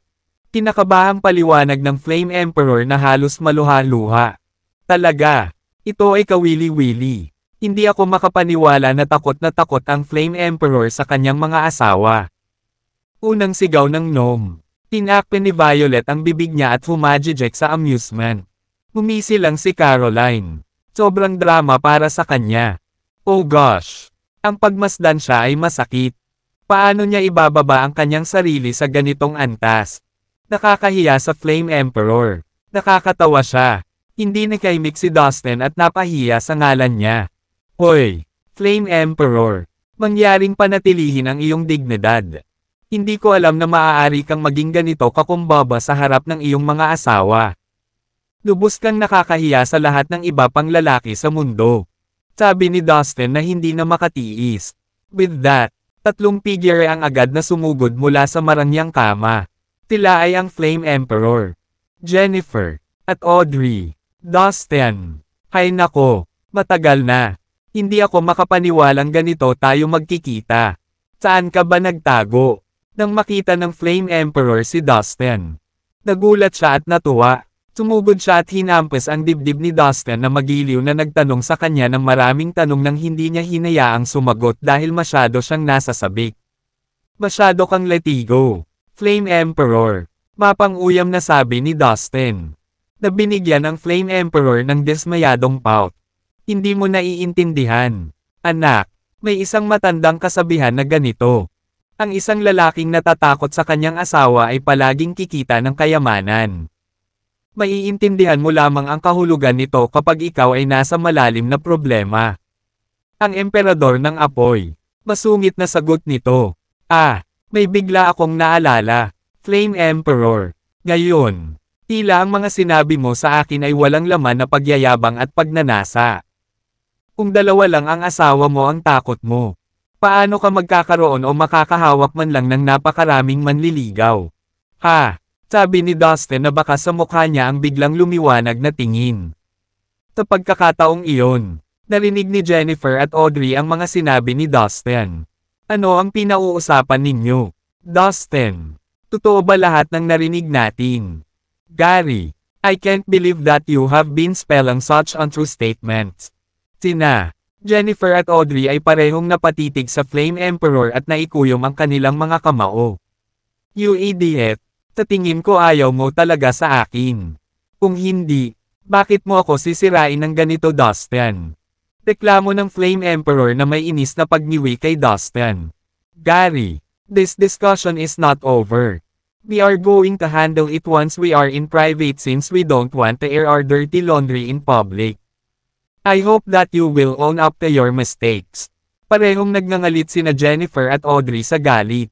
Tutal, malapit lang naman si Dustin kaya ayaw talaga nilang mapahiya sa publiko ang Flame Emperor. Ang Flame Emperor ay hindi nang ahas na sumagot. Napaungol na lamang siya sa loob. Nagulat si Dustin sa pagsunod ng Flame Emperor kina Jennifer at Audrey. Parang sunod Sonya rin talaga siya. Sumunod. Ang Flame Emperor, kasama ang kanyang dalawang asawa, ay bastos na sumunod kay Dustin at sa kanyang mga kasama. Nagumagala sa Immortal End Continent. Ang Flame Emperor at ang kanyang dalawang asawa ay tuwang-tuwa nang maranasan ang bilis ng kidlat ni Dustin. Di nagtagal, dinala sila ni Dustin pabalik sa East Mainland. Anong nangyayari? Bakit parang ikakasal na ang dati kong kaibigan? Biglang naramdaman ni Dustin ang isa pang pamilyar na figure sa malapit. Si Bray yun. Ang punong tanggapan ng isang malaking sekta ay matatagpuan mismo sa gitna ng hanay ng mga marilag na bundok. Sa sandaling iyon, ang punong tanggapan ng sekta ay maliwanag na naiilawan at mukhang buhay na buhay. Ang isang open-air area sa plaza ay dinagsa ng maraming tao. Pinanood nila ang bagong mag-asawa na nagsagawa ng seremonya para maging legal na kasal. Ang lalaking ikakasal, mas mag-ara kaysa karaniwan, ay si Bray. Labis sa kanilang kagalakan, napuno ng mga bisita ang buong espasyo sa plaza, na nagpapahiwatig na maraming tao ang talagang nagmamalasakit sa unyon na ito. Hawak-hawak ni Bray ang kanyang nobye, ang banal na anak ng isang nangungunang sekta sa Immortal End World. Sa kanyang mga bisig, halatang nanliligaw sila sa isa't isa. Nakakahiya na wala si Dustin dito. Siya ang pinuno ng mundong ito. Kaya bet ko na siya ay naswamp kamakailan. It will really cool if he could be here. Bray uttered with a sigh. Looking slightly disappointed that ang kanyang kaibigan ay hindi naruroon sa gayong napakahalagang okasyon. Bray, be honest with me. What's going on between you and the Holy Daughter of Heaven Moon Sect? Alicia He, nabalitaan ko na kasama mo siya ilang araw na ang nakalipas. Diretsyong tanong ng magandang nobye kay Bray. Ahem. We are just friends. Biglang sagot ni Bray na medyo sumeryoso ang mukha. Wala akong pakialam kung gaano karaming mga holy daughters ang mapapangasawa mo. Pero ako at palaging magiging asawa mo. Kung magpakasal ka sa ibang babae, magiging concubine silang lahat. Ang bride sithead, nanlilisik sa Bray. Ahem. Sweetie, ikaw ang boss. Today is our big day. Wag na nating subukang sirain. Okay. Tumuyo si Bray sa malumanay na boses. Ang tagal niyang napatawa ang nobye. Tapos biglang umalangaw-ngaw ang malakas na tawa at umalangaw-ngaw sa plaza. Tawakas na tupad na ng brat na ito ang hiling niya at nagpakasal talaga sa isang holy daughter. Hindi mo ako binaygo, anak, sabi ng isang lalaki sa malakas na boses. Tiward ang ama ni Bray. Marami sa mga panauhin, ng mga pangunahing miyembro ng iba't ibang puwersa, ang biglang napalingon. Ang mga panauhin na ito ay iginagalang ng mga tao sa East Mainland. Ang ilan ay mula sa Flame Holy Land. Ang iba ay mula sa Deep Sea Commercial House, ang Beast Race ng East Mainland. At maging mula sa Fire Crow Race. Maging ang mga pinuno ng sekta ng ilang mga banal na lupain at mga pinuno ng mga kilalang angkan ay personal na dumating upang saksihan ang pagsasama ng mag-asawa. Bukod dito, lahat ng pangunahing sekta mula sa Divine Continent, kabilang ang Middle Pilgrim Land, West Desert, South Mountain, at North Plateau, ay nagpadala ng kanilang sariling mga kinatawan upang dumalo sa seremonya ng kasal ni Bray. Alam ng lahat sa Divine Continent na magkaibigan sina Bray at Dustin. At ngayong si Dustin na ang pinuno ng Immortal End World. Siya na rin ang pinakamaimpluwensyang figure sa nasabing mundo.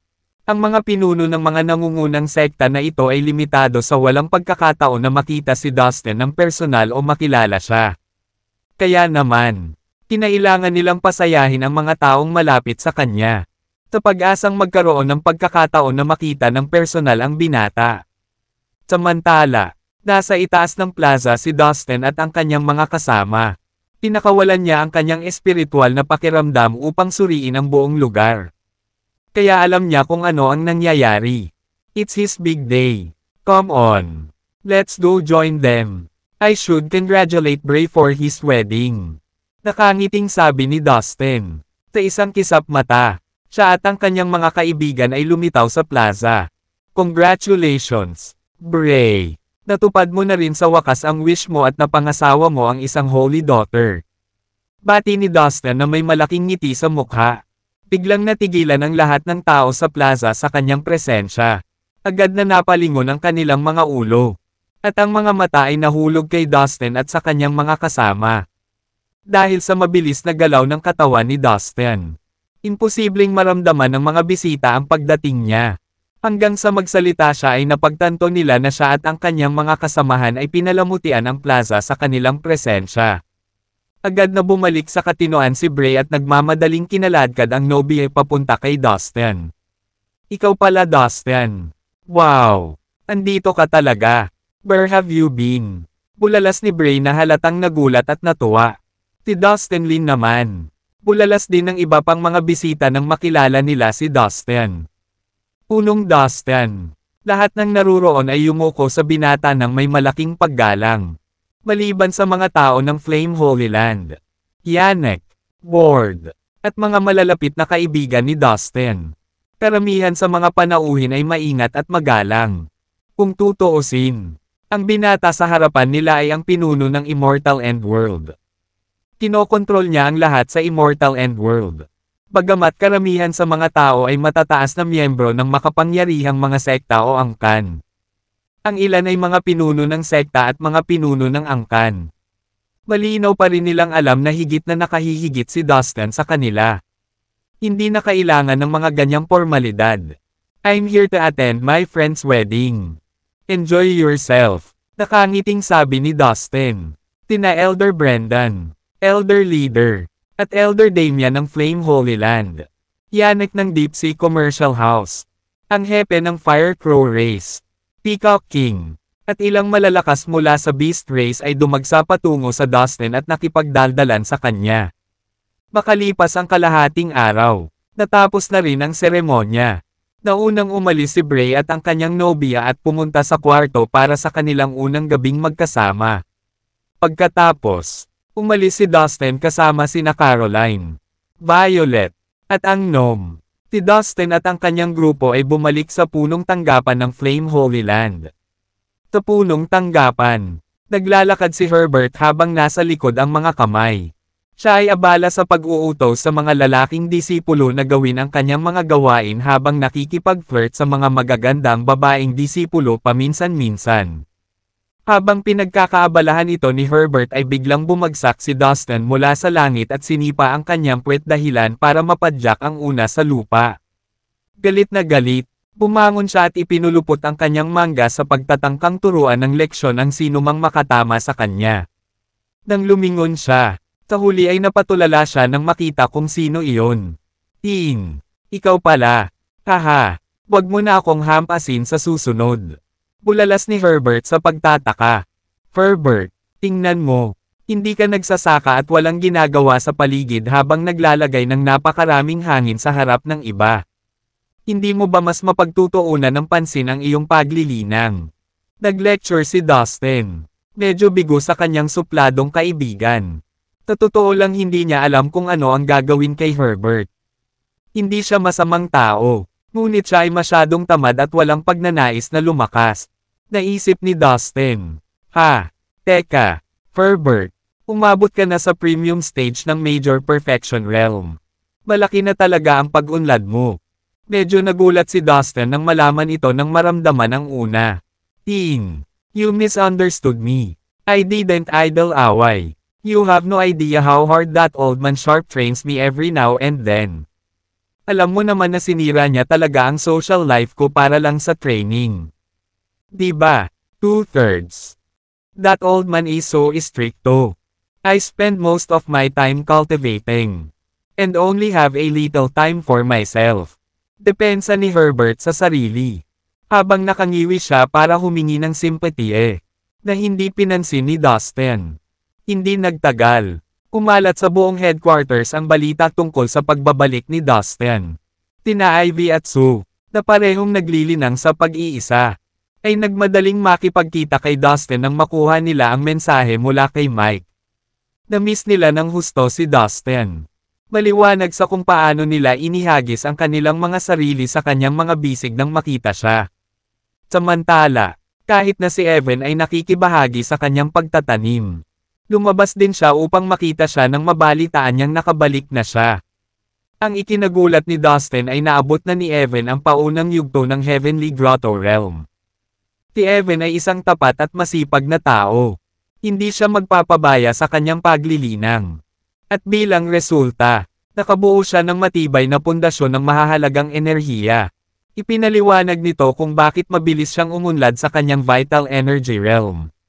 Bukod dito, dumagsa lahat sa punong tanggapan ng Flame Holy Land sina Angus, Godwin, at iba pang mga kakilala ni Dustin mula sa Prime Martial World. Matapos manatili at makibalita sa kanilang lahat sa loob ng ilang araw, nagpaalam si Dustin at umalis. Bumalik siya sa yungib na nakatago sa loob ng palayok at nagsagawa ng sarili niyang pagsasanay. Gusto ni Dustin na pagbutihin ang kanyang lakas sa maikling panahon. Dahil malinaw niyang alam na ang Devil Ancestor Bale ay maaaring magdulot ng malaking banta sa Immortal Endworld kapag siya ay bumalik. Hindi nagtagal. Dumating si Dustin sa landas ng pagsubok. Todd. Sa kanyang harapan, dahan-dahang lumitaw ang isang matangkad na kakaibang hayop. Nakataas sa ibabaw ng kakaibang hayop ang isang kabalyero na nakasuot ng baluti, na may hawak na mahabang sibat na kumikinang sa ilalim ng araw. Patayin. Nang walang pag-aalinlangan, si Dustin ay sumugod, na handang umatake. Gayun din, ang kabalyero ay sumugod pasulong. Tibat sa kamay. Sa isang iglap, ang langit ay tila babagsak nang dumagundong ang marahas na enerhiyang shockwave sa buong lugar. Na nilunod ang magulong espasyo. Hindi napigilan ni Dustin ang bahagyang banta habang patuloy silang nakikipaglaban. Ang komprehensibong kapangyarihan ng kabalyero ay medyo mas malakas kaysa kay Dustin. Si Dustin ay pinigilan ng husto sa panahon ng labanan na hindi magandang bagay. Gayunpaman, magandang tandaan na ang mga ganitong uri ng labanan ay karaniwang naglalabas ng pinakamahusay sa bawat tao. Ang banta ng kamatayan ay magtutulak sa isa na lumaban ng mas mahirap kaysa dati. Ang labanang ito ay nakakasira ng lupa. Ilang sandali pa. Bang! Nagkapira-piraso ang katawan ni Dustin nang matagumpay siyang ibinaba ng kabalyero. Halos malagutan na si Dustin sa kanyang huling hininga, malubhang nasugatan na siya. Sa kritikal na sandali na ito, ginamit ni Dustin ang kanyang lihim na kasanayan sa paggalaw ng katawan at matagumpay siyang nakatakas. Pagkalipas ng ilang oras, nabawi ni Dustin ang kanyang peak state sa pamamagitan ng Phoenix Nirvana skill. Patayin. Ipinagpatuloy muli ni Dustin ang pakikipaglaban sa kabalyero. Isa itong matinding labanan, napakatindi na niyanig nito ang langit at lupa. Hindi pa nakaranas si Dustin ng mas mahirap na labanan. Literal na nababad siya sa dugo. Malaki. Nagsimulang kumulo ang dugo sa katawan ni Dustin na nangangahulugang nag-aapoy ng husto ang sigla ng dugo nito. Ang kanyang potensyal ay ganap na pinasigla. Itinaas niya ang kanyang ulo. Handang lumaban muli. Pagkatapos ng ilang araw ng pakikipaglaban, gumamit si Dustin ng kombinasyon ng humigit kumulang 7 sa kanyang malalakas na lihim na kasanayan ng sabay-sabay. Sa wakas, nagawa niyang talunin ang kabalyero. Wow! Nanalo ako sa wakas. Nakahinga ng maluwag si Dustin. Ang tagumpay na ito ay tiyak na nagpapataas ng kapasidad sa pakikipaglaban ni Dustin. Nagpahinga sandali si Dustin bago bumangon at nagpatuloy sa kanyang paglalakbay. Pagkatapos ay hinarap niya ang maraming kaaway, pagsubok, at hamon. Marami sa mga laban na iyon ay isang bagay ng buhay at kamatayan para sa kanya. Umabot sa puntong muntik nang masira ang espiritual na kaluluwa ni Dustin. Sa kabila ng kanyang mga sugat at pagdurugo sa buong katawan, kinuha niya ito bilang isang hamon na ilabas ang kanyang buong potensyal. Kinailangan niyang ipaglaban ang kanyang buhay ng higit sa isang beses ngunit nanatili siyang hindi nabigla. Nilampasan niya ang kanyang mga sugat at itinoon ang atensyon sa lahat ng natamo niya. Sa buong paglalakbay niya, nakilala niya ang maraming mga master na mas malakas kaysa sa kanya. Ipinakita nila sa kanya ang nakakatakot na makapangyarihang mga lihim na kasanayan kasama ng kanilang malalim na pag-unawa sa kapangyarihan ng batas. Sa ilang paraan, nakahanap siya ng direksyon para sa kanyang paglilinang sa hinaharap. Sa partikular, binigyang halaga ni Dustin ang landas na ito ng mga pagsubok. Sa mga sumunod na buwan, ganap na nalubog si Dustin sa kanyang mga pagsubok. Ang pagkakaroon ng kakayahang makipagkompetensya sa gayong makapangyarihang mga master ay isang napakahalagang karanasan para sa kanya. Ang mga pagsubok sa pamamagitan ng aktwal na labanan ay palaging ang pinaka-epektibong paraan upang mapabuti ang mga kasanayan ng isang mandirigma. Pagkalipas ng 2 buwan, sa wakas ay naabot ni Dustin ang katamtamang yugto ng Immortal Saint Realm. Makalipas ang halos kalahating taon, naabot ni Dustin ang premium na yugto ng Immortal Saint Realm. Bukod pa riyan, gumawa din siya ng lubos na pag-unlad sa kapangyarihan ng batas. Sa buong paglalakbay ni Dustin, maraming pangyayari ang naganap. Ang mga walang awa na nilalang ay muling nagkatay ng mga nilalang mula sa iba't ibang mundo. Sa tuwing ang mga walang awa na nilalang na ito ay pumapatay sa isang mundo, sila ay mananatili at sasakupan ito. Sa loob ng 1 buwan, mahigit 100 maliliit at katamtamang laki ng mundo ang nawasak. Ang mga daigdig na ito noon ay naging mga kuta ng mga walang awa na nilalang na ito. Nayanig at natakot ang buong sansinukob. Ang mga walang awa na nilalang ay napakalakas at makapangyarihan na hindi na sila nag-abala pang itago ang kanilang mga pagkakakilanlan. Sa halip, tumalakay sila sa sikat ng araw habang itinatayo nila ang kanilang mga kuta. Bilang tugon, nagpadala ang palasyo ng langit ng mga mensahero upang hilingin sa lahat ng mundo mula sa rehiyong ito na sumali sa kanilang alyansa. Marami sa maliliit at katamtamang mundo ang sumali sa alyansa na pinamunuan ng Heavenly Palace. Sumang-ayon ang mga mundo na sumali sa alyansa dahil natatakot silang maging susunod na biktima ng mga walang awa na nilalang na ito. Nais nilang protektahan ang kanilang mundo at ang kanilang mga tao. Bukod pa rito, ang Palasyo ng Langit ay isa sa pinakamalakas na puwersa sa sansinukob na ito. Ang isa ay ipagmalaki na nasa kanilang panig. Hindi nagtagal, sa pamumuno ng Palasyo ng Langit, opisyal na naitatag ang kanilang alyansa. Mayroong higit sa 100 mga mundo na sumali sa alyansa. Magkasama, maaari silang ituring na isang napakalakas na puwersa. Ang ilang makapangyarihang mundo, gayunpaman, ay tumanggi na sumali sa alyansa sa tanging dahilan na ayaw nilang pamunuan ng Heavenly Palace. Matapos ang pagkakatatag ng alyansa, agad silang nag-organisa ng isang malaking hukbo upang labanan ang mga walang awa na nilalang. Habang naganap ang mga labanan, ang magkabilang panig ay nagdusa ng medyo malaking casualty. Sa gitna ng mga labanan, mabilis na napagtanto ng mga miyembro ng alyansa ang isang mahalagang bagay. Ang mga walang awa na nilalang na ito ay talagang mga bangkay. Ang hukbo ng mga walang awa na nilalang ay medyo malaki. Lumalabas na sila ay mga nilalang mula sa mga mundong iyon na kanilang sinira kamakailan. Hindi ba iyan ang pinuno ng Astral World? Ang sabi ng mga sabi na ang 4 na pinuno ng Astral World ay pinatay kamakailan lamang.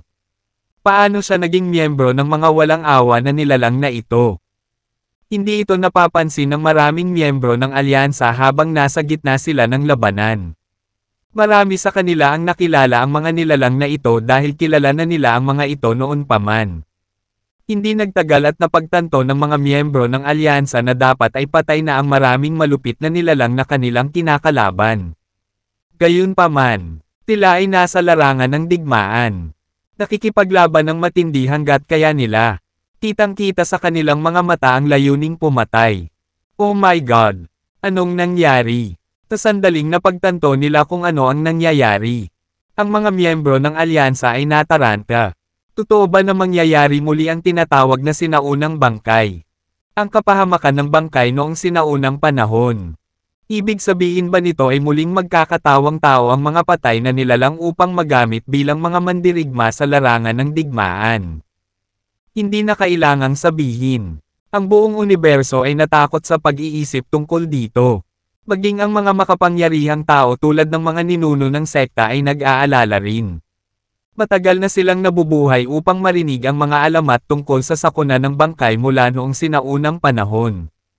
Kung maulit ang sakuna ng bangkay, mangangahulugan ito ng palaygo ng dugo. Magiging sanhi ito ng isang sakuna sa sansinukob na ito. Naitala sa mga sinaunang aklat na kapag nangyari ang sakuna ng bangkay, maging ang mga ninuno ng sekta ay maaaring maging biktima. Lalo pa ang mga ordinaryong nilalang. Good job! Ngayon natitiyak na natin na baka ito ay isang bangkay na sakuna katulad ng nangyari noong unang panahon. Nangyayari na naman. Isang boses ang nagmula sa palasyo ng langit. Ang pinuno ng palasyo ng langit ay nakarating lamang sa konklusyong ito pagkatapos ng maingat na pag-uusap. Ang pinuno ng Heavenly Palace ay isa sa mga pinakamakapangyarihang figure sa mabituing kalangitan. Kung napagpasyahan na niya ito, walang puwang para sa pagdududa. Ito ay lampas sa pagtatanong sa puntong ito. Dapat ang bangkay na sakuna. Nangyayari na naman. Darating na ang Armageddon. Nagdulot ito ng isang uri ng sensasyon habang maririnig ang mga tao na nagtatalo sa kaliwat kanan. Dapat nating tipunin ang lahat ng puwersa ng buong sansinukob para mapatay natin ang mga walang awa na nilalang na iyon. Iyon lang ang paraan para maiwasan natin ang kapahamakan ng bangkay. Ang palasyo ng langit ay nagpadala ng higit pang mga mensahero, na nangangailangan ng mga hindi pa sumali sa alyansa na sumali sa lalong madaling panahon. Samantala, walang ideya si Dustin kung ano ang nangyayari sa labas dahil nasa landas pa rin siya ng mga landas. Si Dustin ay nalubog pa rin sa sarili niyang mga pagsubok. Sa kabila ng mga paghihirap na kanyang kinakaharap, nagawa pa rin niyang makayanan at sa gayon ay mapahusay ang kanyang kakayahan sa pakikipaglaban. Ang kanyang cultivation ay bumubuti sa isang mahusay na rate, ang kanyang vital energy ay naipon sa isang kahanga-hangang antas at ito ay mas solid kaysa dati.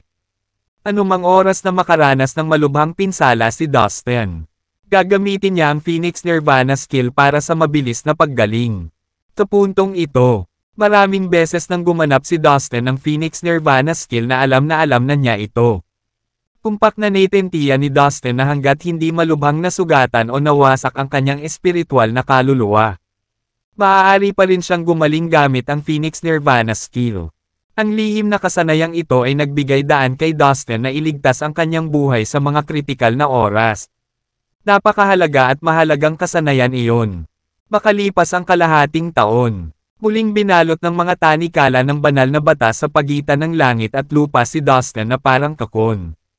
Sa kuweba, si Cory at Farron ay napatalon sa kanilang mga paa sa pagkamangha. Nagulat sila noong una, pagkatapos ay nagulat at natuwa. Tama ako sa brat na ito. Maaaring siya ay kapantay ng mga walang katulad na talento sa ating universo. Bulalas ni Cory sa sobrang gulat.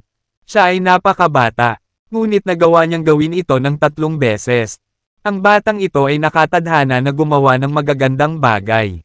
Isang araw, maaaring umalis siya sa universo at tuklasin ang iba pang mga lugar. Nagtatakang sabi ni Farron. Ang pambihirang pagganap ni Dustin ay humanga sa kanila at nagbigay sa kanila ng malaking pag-asa.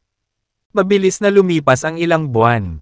Sa Evil Abyss World, sa kaibuturan ng mga mundo, ginugol ni Devil Ancestor Bale ang halos lahat ng kanyang mga araw sa isang engranding palasyo. Biglang, isang napakalaking dami ng masamang enerhiya ang sumugod palabas ng kanyang palasyo. Niyanig nito ang langit at lupa. Parang lindol at pagsabog ng bulkan na pinagsama. Sa Third Demonic World, ang 6 na engranding pinuno ay sabay-sabay na nag-igting. Pagkatapos, ang kanilang ekspresyon ay lumiwanag sa kaligayahan. Tapos na sa wakas ng ating demonyong ninuno ang kanyang pagsasanay. Sabay nilang sigaw, "Bush! Bush! Bush!" Hindi sila nag-aksaya ng panahon. At dali-dali silang pumunta sa palasyo ni Devil Ancestor Bale. "Congratulations, sir!" Malakas na sabi nila, habang nakatayo sa labas ng palasyo. Isang patag na boses ang umalangaw-ngaw. Pagkatapos, isang matandang masamang nilalang na may payak na mukha ang lumabas sa mga tarangkahan. Hindi siya mukhang isang malakas na big shot. Kung kasama siya sa grupo ng mga nilalang, madali siyang makisama. Walang papansin sa kanya. Gayunpaman, ang 6 na dakilang pinuno ay tumitig sa matandang masamang nilalang na may malaking paghanga. Mukhang gusto nilang sumamba sa paanan niya. Ang ninuno ng Diablo ay isang mahusay na figure sa Evil Abyss World. Ang Evil Abyss World ay nahahati sa 18 maliliit na mundo. At ang bawat maliit na mundo ay pinamumunuan ng isang ninuno ng demonyo. Bagamat iba-iba rin ang kanilang kapangyarihan sa pakikipaglaban. Ito ay isang kilalang katotohanan na ang isang ninuno ng demonyo ay hindi magagapi. Walang ordinaryong masamang nilalang ang makakaasa na matalo ang isa. Pupunta ako sa pakikipagkita sa ibang mga ninuno ng Diablo at pag-usapan ang isang bagay sa kanila.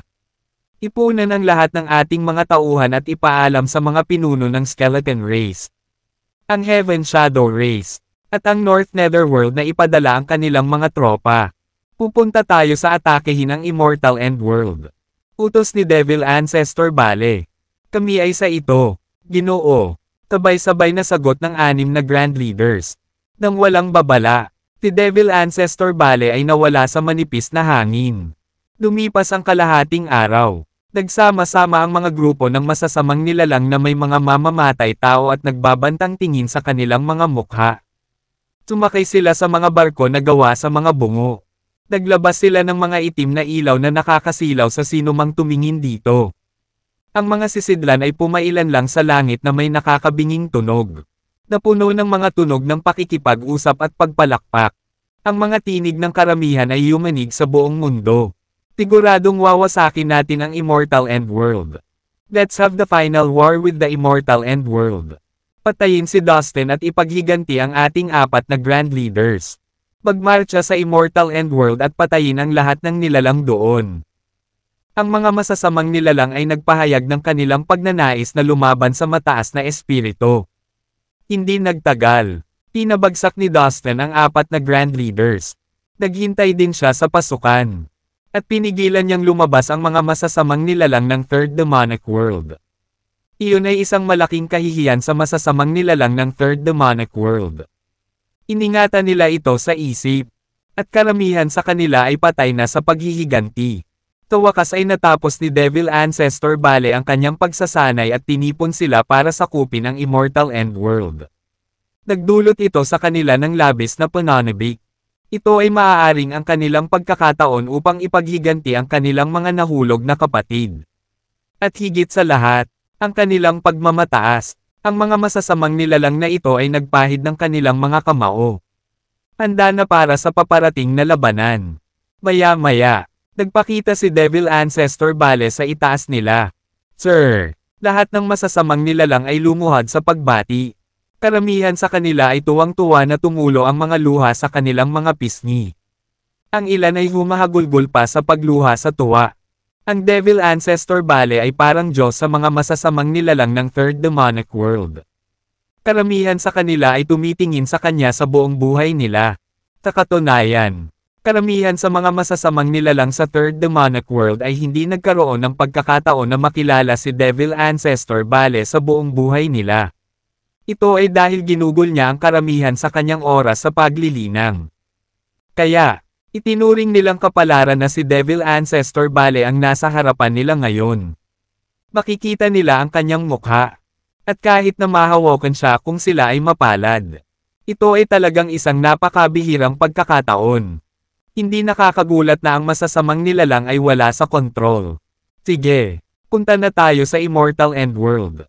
Matari na sabi ni Devil Ancestor Bale sabay wave ng kamay.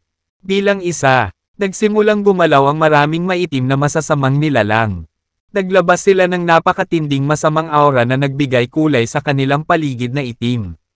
Isang mabangis na tingin ang ipininta sa kanilang mga mukha. At ang pagnanasa sa dugo ay dumaloy sa kanilang mga ugat. Boom! Ang hukbo ng hindi mabilang na masasamang nilalang ay nagmarcha pasulong sa kalangitan. Napakaraming kaguluhan ang kanilang ginawa. Kaya't ang lahat ng nilalang sa malapit ay nagtago sa takot.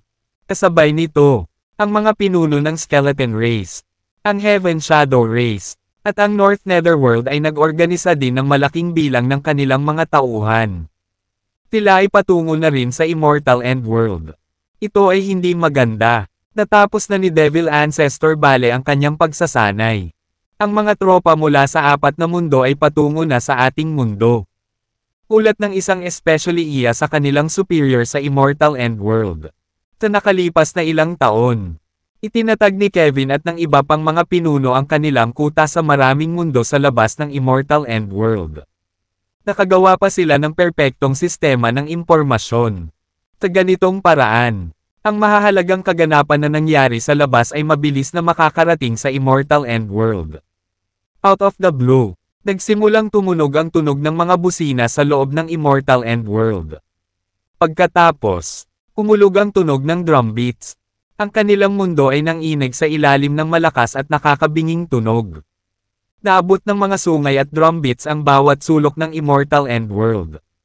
Emergency! Malapit nang dumating ang nagkakaisang dayuhang tropa. Ang babala ay umalangaw-ngaw sa buong Immortal Endworld. Ang biglaang pangyayari ay nagulat sa lahat ng nilalang sa Immortal Endworld. Ngunit hindi sila natakot. Inihanda nila ang kanilang sarili para sa paparating na digmaan noong sa nakalipas na ilang taon. Sa ilalim ng pamumuno ni Kevin, ang mga pangunahing sekta sa Immortal Endworld ay inihanda para sa hindi maiiwasang digmaan.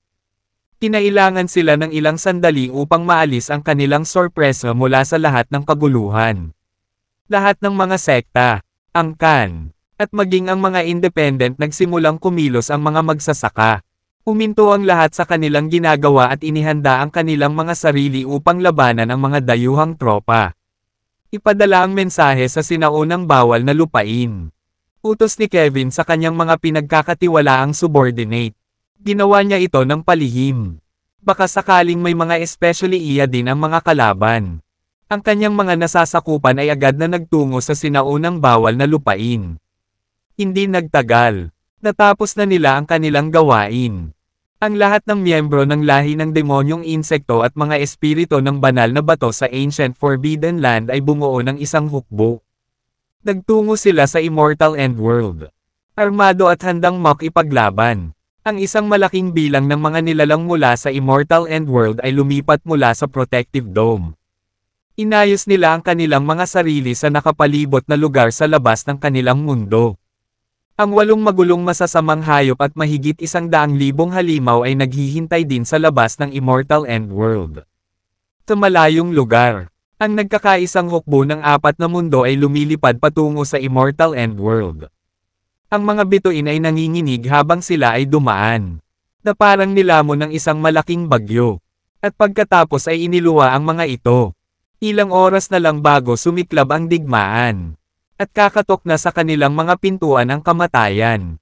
Sa lalong madaling panahon, ang malalakas na puwersang kaalyado, na binubuo ng Abyss Demon Race, ang Skeleton Race, ang Heaven Shadow Race at ang North Netherworld, ay nagkita-kita sa Immortal Endworld. Mayroong milyon-milyong sundalo, lahat ay handang makipaglaban. Ang kakilakilabot na aura na inilalabas ng mga sundalong ito ay napakalakas na maging ang espasyo ay nanginginig at nanginginig dahil sa pressure. Dumating na rin ang araw. Napabuntong hininga si Kevin. Ang sundalo, na kilala rin bilang Knight Immortal King, ay mahigpit na hinawakan ang matalas na sibat sa kanyang kamay. Malamig na nakatingin sa mga kaaway na mabilis na dumarating sa kalawakan mula sa malayo. Nakarating ka na sa Immortal Saint Realm. Kevin, ang galing, sabi ng Knight Immortal King. Aha, lumakas ka rin sa sarili mo. Naabot mo na ang katamtamang yugto ng Immortal Saint Realm. Nakangiting tugon ni Kevin. Nakarating na pala pareho ang Knight Immortal King at Kevin sa Immortal Saint Realm. Everybody, I would like to request your attention please. Paparating na ang mga kalyadong puwersa ng masasamang nilalang mula sa ibang bansa. Ang digmaan ay mahalaga. Ito ang magpapasya kung tayo at ang ating Immortal Endworld ay mabubuhay o hindi.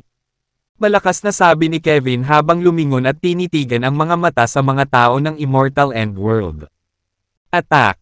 Sabay-sabay na sigaw ng mga tao sa Immortal Endworld. Nakiisa habang sinisigaw nila ang kanilang mga sigaw sa labanan maging ang lahi ng tao.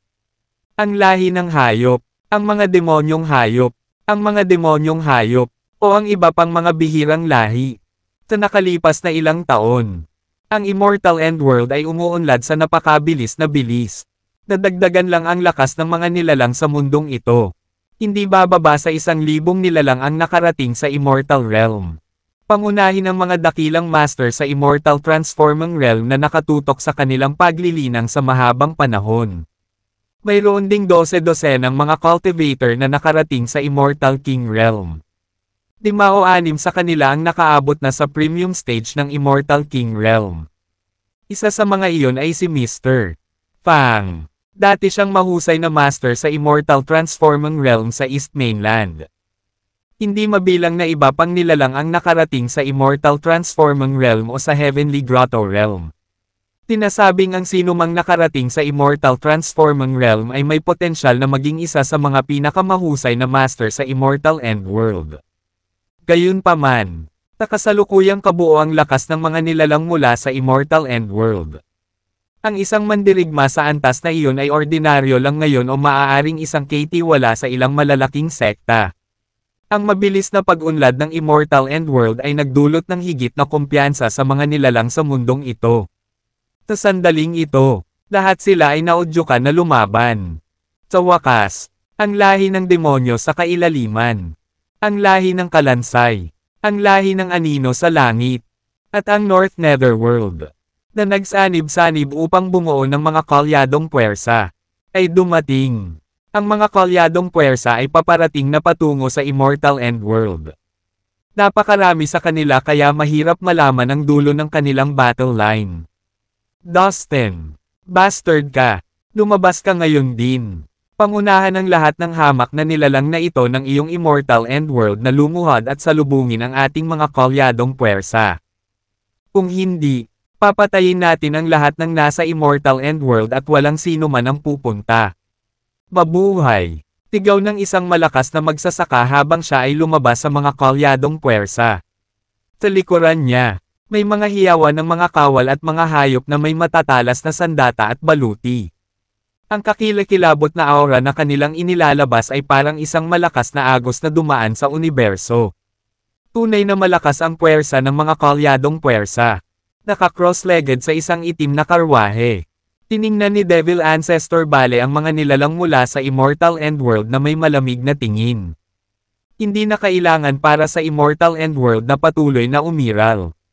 Makinig. Lahat ng nabubuhay na nilalang sa Immortal Endworld. Itali ang inyong mga sarili ngayon at ipangako ang inyong katapatan sa amin. Sumusumpa kayo na magtatrabaho bilang mga alipin para sa Third Demonic World. Iyan ang tanging paraan para maligtas namin ang iyong buhay. Malakas, malalim, at makapangyarihan ang tinig ng dakilang pinuno na nakatayo sa tabi ng Devil Ancestor Bale. Samantala, si Devil Ancestor Bale ay nanatiling tahimik na parang isang Diyos. Mukhang marangal. Sa sandaling iyon, napakalakas niya na ang lahat ay nasa ilalim pa rin niya. Napukaw ang takot sa kanyang mga mata habang nakatingin sa mga taong may nakakatakot na kapangyarihan. Bullshit! Devil Ancestor my ass! Masyadong mataas ang tingin mo sa iyong sarili. Ang ating Immortal Endworld ay matagal nang umiral. Ipinagmamalaki namin ang ating mahabang kasaysayan. Wala kang karapatang tukuyin kung ang Immortal Endworld ay nararapat na umiral o hindi. Humph! Masyado kang makasarili. Bumisi si Kevin. Umakbang siya habang walang takot na tumugon. Nawala ang takot kay Kevin dahil alam niyang handa silang makipaglaban. Kahit na nakikipaglaban sila sa isang ninuno ng demonyo. Handa siyang ibigay ang lahat. How dare you offend our Devil Ancestor? Dapat mamatay kayong lahat sa Immortal Endworld. Galit na galit ang mga demonyo habang inilalabas nila ang lahat ng kanilang mga sandata. Parang isang madilim na kagubatan na bakal ng magsama-sama ang hindi mabilang na mga demonyo. Bawat isa sa mga demonyo ay may dalang matalas na sandata at baluti. Sa lahat ng oras, ang kanilang malakas na mamamatay tao ay lumundag patungo sa Immortal Endworld. Si Devil Ancestor Bale ay nakaupo sa itim na kalisya at biglang naging matalim ang kanyang mga mata. Ang madilim na masamang aura ay lumabas sa kanyang katawan at lumundag patungo sa mga tao sa Immortal End World tulad ng Black Tide. Para siyang demonyong dragon na walang kapantay na kapangyarihan. Ang lamig ng mukha niya ay sapat na para manginig sa takot ang mga tao. Ang mga tao sa Immortal End World ay nanginginig sa takot. Ito ay hindi dahil sila ay natakot para sa kanilang buhay. Ang masamang aura ay napakalakas na ang kanilang mga katawan ay hindi sinasadyang tumugon sa takot na dulot nito. Pagkatapos ng lahat, ang Devil Ancestor Bale ay makapangyarihan. Siya ay isang sekta na ninuno kung saan ang mga ordinaryong magsasaka ay hindi kapantay. Ang mga tao ng Immortal End World ay sumigaw ng kanilang mga iyak sa labanan sa kabila ng pressure na nagpapabigat sa kanila. Malamig na tinitigan sila ni Devil Ancestor Bale. Tanging ang kanyang tingin lamang ay naging sanhi ng pag-crack ng lupa na parang tinamaan ng isang matalim na espada. Basag! Basag! Basag! Nagpatuloy ang pag-crack ng lupa. Ang mga cultivator ng Immortal End World ay umatras sa takot. Maging ang 8 magulong masasamang hayop ay umungal habang ginagamit nila ang kanilang panloob na enerhiya sa pagtatangkang labanan ang presyon. Si Kevin at ang Night Immortal King ay nataranta. Hindi nila alam na si Devil Ancestor Bale pala ang may hawak ng ganoong kapangyarihan at lakas. Ang isang ninuno ng sekta ay nasa pinakamataas na antas sa lahat ng mga nilalang sa sansinukob na ito. Kung ang isang mundo ay nasa ilalim ng kontrol ng isang ninuno ng sekta, ligtas na sabihin na ang mundong ito ay maaaring ituring na isang malakas na mundo. Haha, naglalaro ka ng apoy. How dare you provoke us? The Abyss Demon Race. You're risking your lives. Mawawala na ang Immortal End World. Madaling mapuksan ng ating demonyong ninuno ang Immortal End World sa isang pitik lang ng kanyang kamay. Napakakapangyarihan ng ating ninuno ng demonyo. Kayong mga hamak na nilalang sa Immortal End World ay dapat matakot para sa inyong buhay. Ang mga demonyo sa grupo ng lahi ng demonyo sa kailaliman ay nagkagulo habang ipinagmamalaki nila ang kanilang Panginoon ng mayabang. Haha! Tinasabi nila na ang Immortal End World ay mabilis na umuunlad sa nakalipas na ilang taon. Akala ko ay kailangan nating labanan ng matindi bago natin mapuksa ang Immortal End World. Lumalabas na hindi na natin kailangang subukan. This is so strange. Bakit hindi pa nagpapakita ang Bastard Dustin na iyon? Humph! Ipumatay ng ilang Grand Chieftains ng Skeleton Race natin. Today is his time. Dapat pagbayaran niya ang ginawa niya. Ang mga miyembro ng Skeleton Race, ang Heaven Shadow Race at ang North Netherworld ay nakaka-relax. Alam nilang mananalo sila sa laban na ito. Hindi sila nagkamali. May karapatan silang magtiwala. Kung si Devil Ancestor Bale ang personal na nangunguna sa labanan, walang duda na sila ang mananalo. Sa katunayan, kahit na mag-isang dumating si Devil Ancestor Bale, ang Immortal End World ay hindi magkakaroon ng pagkakataon. Paano sila lalaban kung ang magkaalyadong puwersa ng 4 na magkaibang mundo ay nagtagpo na ngayon?